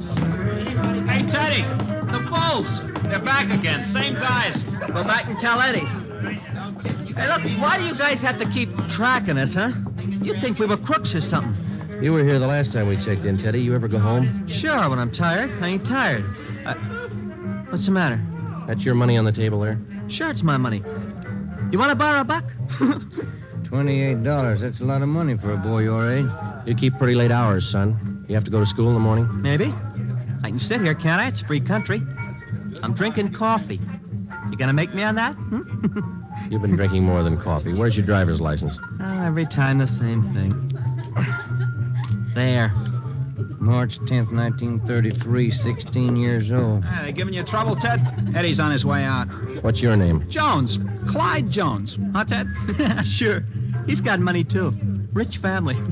You can save the smart talk, boys. Any of your pals in the back room? What's the trouble now, Sergeant? How many times a week do we get a checkup? Go ahead, Eddie. Read them off. We told you the last time, Ramsey. Clean up your place here or we'll ride your back till you do. I told you the last time, Sergeant. There's nothing wrong with my place. It's almost 2 o'clock in the morning. You got a dozen underage kids hanging around here doing nothing. Some of them have been drinking. Schoolboys. Better to have them in here than hanging around outside in the street. I keep an eye on them. You're not the guardian, Ramsey. This time of night, they've got no business in here or on the street alone. That's your opinion, huh? That's the law, Ramsey. Now, either you shut down that back room and keep these kids out of here late at night, or we'll go after your license. You don't scare me, Sergeant. You can't prove a thing. A couple of these kids have juvenile records. They're on probation. We can tag you for contributing. You still don't scare me. Now, why don't you leave the kids alone? That's right, Eddie. Read them off. Ben, get Benson and Bell. Roger. If you won't clean up your place, Ramsey, we'll do it for you. Yeah? What are you going to do? We're pulling these boys in, all of them.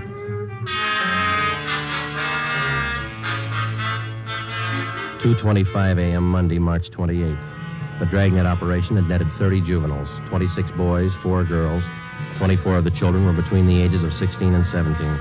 They were lodged in the assembly room at the Georgia Street Juvenile Bureau. The other half dozen were 13 and 15-year-olds. They were taken to the juvenile hall at 1369 Henry Street. At 2:43 a.m., we met with Captain Bowling. Oh, checked in. 30 of them. All right, in the morning we filed petitions to have every one of these cases brought to the attention of the juvenile court. Make a note of it. Okay, Bob. For the kids with records, ask for detention from the probation department. Right. We'll call their parents in the morning. Call them now. They've got some explaining to do. By 6 a.m., all but 3 of the children's parents had shown up. To most of them, it was nothing new. Their kids had been there before. They'd be there again. They took the lecture from the juvenile officers calmly. As long as it didn't mean trouble for them, they wouldn't worry. When they got their children home, they would reprimand them, not for running the streets, but for being picked up by the police. Ben and I had seen the cycle of the young criminals start before, 100 times over. It had a lot of different endings, most of them sour. During the next week that followed, we booked an average of a dozen juvenile delinquents every night. The clampdown continued, so did the crime wave. 10 burglaries, 4 robberies, 8 car thefts, 6 person etchings, 3 assaults on women. 1 week's work. Picked up a new angle on Ramsey today, Captain. He might be fencing for the game. Who gave you the tip-off? One of our informants. Ramsey's brother lives out in the valley. He's supposed to be pushing this stuff. You check him out? Yeah, couldn't get a thing on him. Well, that might explain what attracts the kids to that soda fountain. It explains those $20 bills the kids are flashing. They steal and rob, and then they sell the loot to Ramsey for nothing. Another thing. Ramsey keeps his place open all night, and there's no reason to. He doesn't get that much trade. It's only from the young gang that hangs around there. You question the kids. How do they account for having all that money? Well, most of them say Ramsey lends it to them. They say they pay him back a little at a time. I think he's fencing for the kids. You tried to get his license? No luck, Captain. We can't prove a thing against him. Then we'll do it the hard way. Sweat it out. That night, we drove out to Ramsey's soda fountain and asked him again to clean up his place, to keep the young kids out after 10 o'clock at night, to stop lending them money. He refused. There was nothing we could do. His business was a public place. He could not be held responsible for any of his patrons. In the next 10 days that followed, Ben and I haunted the sidewalk outside the soda fountain. We questioned every youngster as they entered and left. We made more than a dozen arrests. Many of the kids had been drinking heavily. We found some of them under the influence of narcotics. But Ramsey was still in the clear. The crime wave continued sporadically. Ben and I waited for our chance. It was a long time coming. Thursday, April 14th, we had dinner at Johnny Cokin's place, and it was 10:35 p.m. when we checked back in at the office. Hot shot. Grab it, Joe. Yeah. The terminal on Market Street, a 459 and shooting. The terminal on Market Street, a 459. Let's go.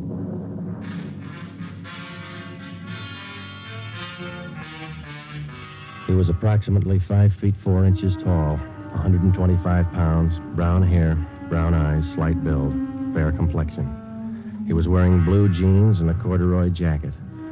We found him between a row of packing cases at the rear of the warehouse at Terminal and Market Streets. There was a single bullet hole in his forehead just above the left eye. There was a .38 revolver near his right hand. The watchman told us how it happened.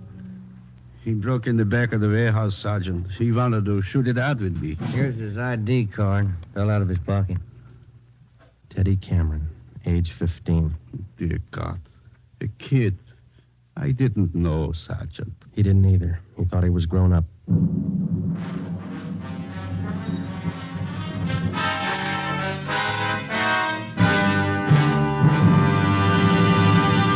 You are listening to Dragnet for the solution to an actual case from official police files. Now, here's the solution to many of your Christmas shopping problems. If your friends smoke a long cigarette, give the best of long cigarettes. Give Fatima, and all is well. Fatima. The long cigarette that contains an essential ingredient of all the very popular cigarettes, Turkish tobacco. Give Fatima, and all is well. Fatima. The cigarette that has a much different, much better flavor and aroma than any other long cigarette. Give Fatima, and all is well. Fatima. The cigarette that has doubled and redoubled in popularity. Here are the authentic reports. New York Division. Fatima sales up 132%. Chicago Division. Fatima sales up 453%. Los Angeles Division. Fatima sales up 545%. More and more smokers agree Fatima is the best of long cigarettes. So enjoy Fatima yourself and give Fatima for Christmas in the attractive golden yellow carton. Everyone who smokes Fatima says that this great new long cigarette is the best of all long cigarettes.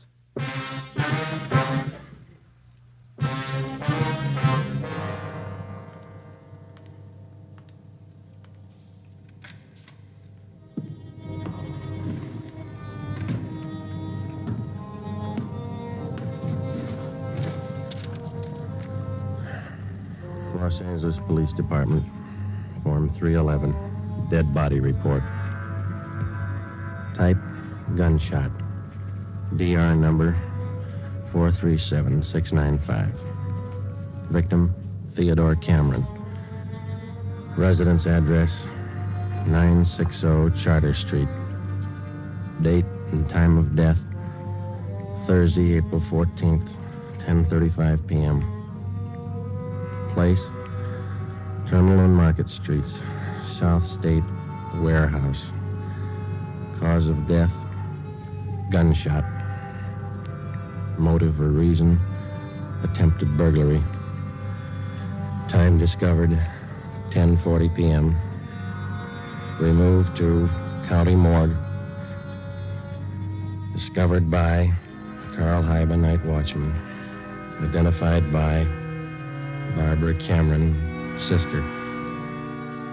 Description of victim, male, Caucasian, age 15, height, weight, so-and-so, occupation, student, descent, English, and was a witness, signed Joe Friday, serial number 2288, age 15.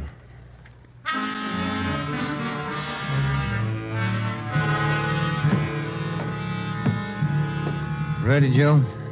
And Cameron boy's sister, she's waiting in the next room. Yeah. Now, let's go. She taking it hard? Yeah. Morning, Miss Cameron. Good morning. We won't keep you long, just a few routine questions. Yes, all right. Miss Cameron, how many are there in your family? There were three of us. Teddy, Mike, and me. Mother and father are dead. I work. Teddy and Mike go to school. Mike does. How old is your brother Mike, Miss Cameron? He's 14. You're the sole support of your two brothers. Yes. Do you have any idea who the boys were your brother Ted used to run around with? I don't know them by name. I remember seeing a couple of them once or twice. Mike would know, I think. He and Ted were pretty close, brothers. Do you know if Ted mixed with a gang of kids down on Spring Street? Maybe Mike would know that. Sergeant Teddy wasn't a bad boy. He wasn't a bum. None of us are. I tried to raise the boys like Ma told me. It wasn't easy. We made out. Yes, I understand, Miss Cameron. My salary didn't have too much, but we got by. Yeah. I figured on getting married. I'm 31. It'd be good for the boys, especially Teddy. He's dead, isn't he? Yeah. I couldn't be in two places at once. Hold a job and watch the kids. But that's why I thought maybe a husband. I'm sorry to press, Miss Cameron. Do you think your brother Mike can tell us about that Spring Street gang? Well, Mike could know. Where can we find him? Staying at a friend's house. I got the address in my bag. Here. That's 2514. I don't write numbers too well. Thank you, Miss Cameron. You've been very helpful. I'll get somebody to drive you home. Or do I have to go? Would it be all right if I just sit here for a while? That's all right. I'm tired. Real tired. 2514 West Serrano Street. That was the address Barbara Cameron had given us. was the home of Mr. and Mrs. Jean Brewer, high school friends of the dead boy's sister. We talked to Mike Cameron. He told us that his brother Teddy had been running around with a gang down on Spring Street. He identified Ramsey Soda Fountain as the hangout. It was 2:25 p.m. when we got back to Georgia Street Juvenile Bureau. I got it. Juvenile Bureau, Romero. Yeah, hold on, I'll call him. You, Joe. Thanks. Friday. Joe, this is Canfield in burglary. Yeah, Homer. You're working that Cameron case, aren't you? Yeah? I just got a report on one you might be interested in, out of the same neighborhood.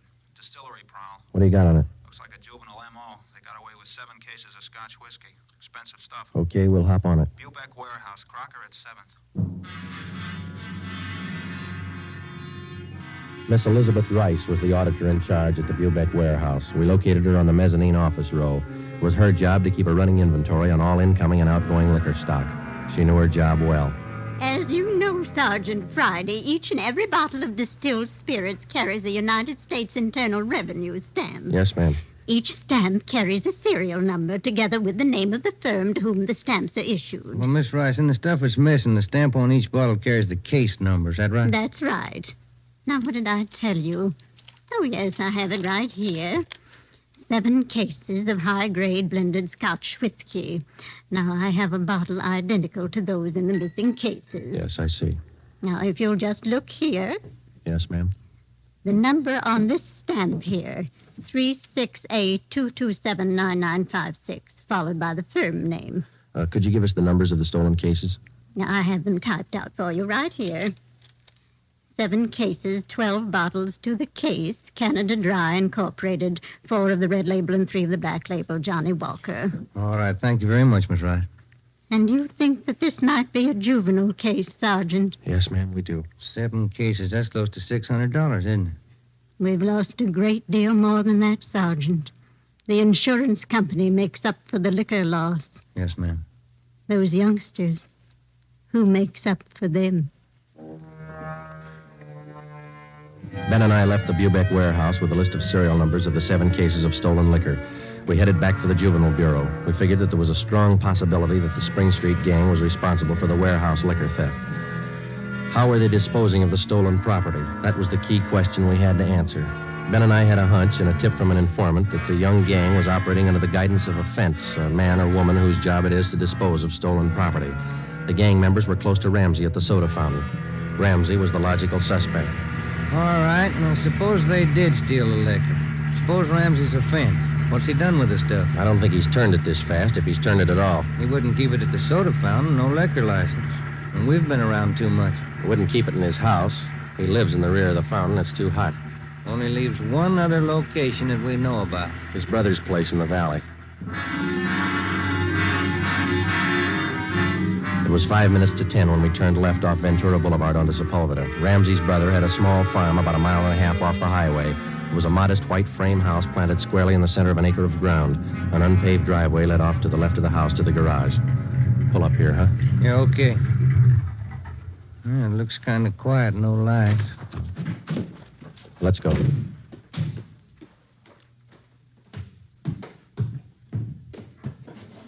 Mud sticks to everything. Now, where's the doorbell? Oh, here it is. You got your flashlight? Yeah, what? Here's a note somebody left. Oh, it's on the bum again. Here, I'll strike a match. Okay. Can you hold it a little closer? Can you read it? Yeah.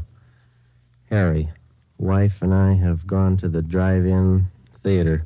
Before you put the truck away, get 3... Can you hold that match closer? Oh, now, wait a minute. Yeah. Get 3 cases out of the garage and take them into town. Ed is waiting. Please try to make it by 11:30 tonight. Let's see. It's signed George. The address is here. And there's the garage. Yeah, come on. 3 cases. Could be eggs, Joe. If it is, we wasted a trip.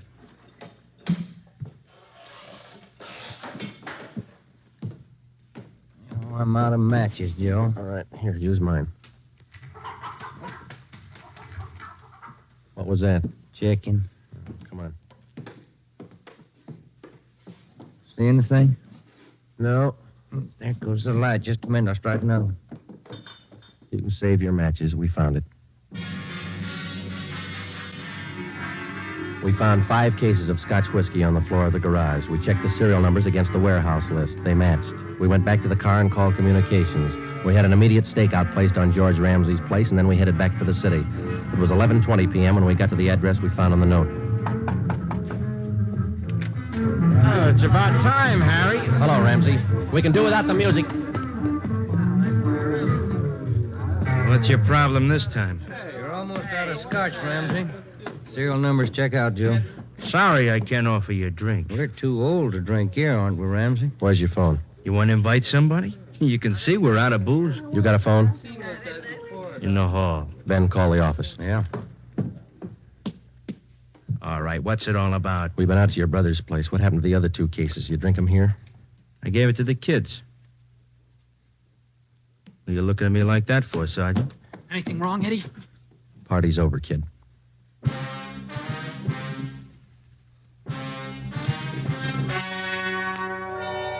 The story you have just heard was true. Only the names were changed to protect the innocent. On June 5th, 1949, trial was held in Superior Court, Department 74, City and County of Los Angeles, State of California. In a moment, the results of that trial. Earlier tonight, you heard the reports of amazing increases in Fatima smokers from New York to Los Angeles. Yes, all over the country, Fatima is doubling and redoubling its sales. And here's reason 1.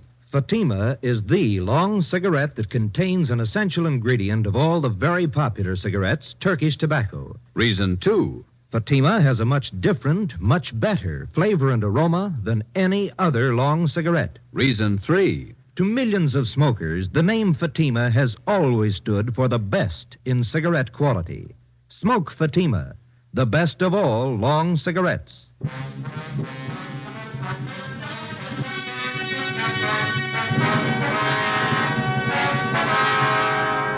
Edward and George Ramsey were tried and convicted in Superior Court of receiving stolen property. After serving their terms as prescribed by law in the state penitentiary, they will be returned to the county jail where they will serve a 1-year term for contributing to the delinquency of minors. You have just heard Dragnet, a new series of authentic cases from official files. Technical advice for Dragnet comes from the Office of Acting Chief of Police, W.A. Wharton, Los Angeles Police Department. Honoring the city of Greenwich, state of Connecticut, and the men who make up the Greenwich Police Department, another of America's great law enforcement agencies. One of these men, Chief John M. Gleason, FBI National Police Academy graduate, who dedicates his life to making yours more secure. Fatima Cigarettes, the best of long cigarettes, has brought you Dragnet from Los Angeles.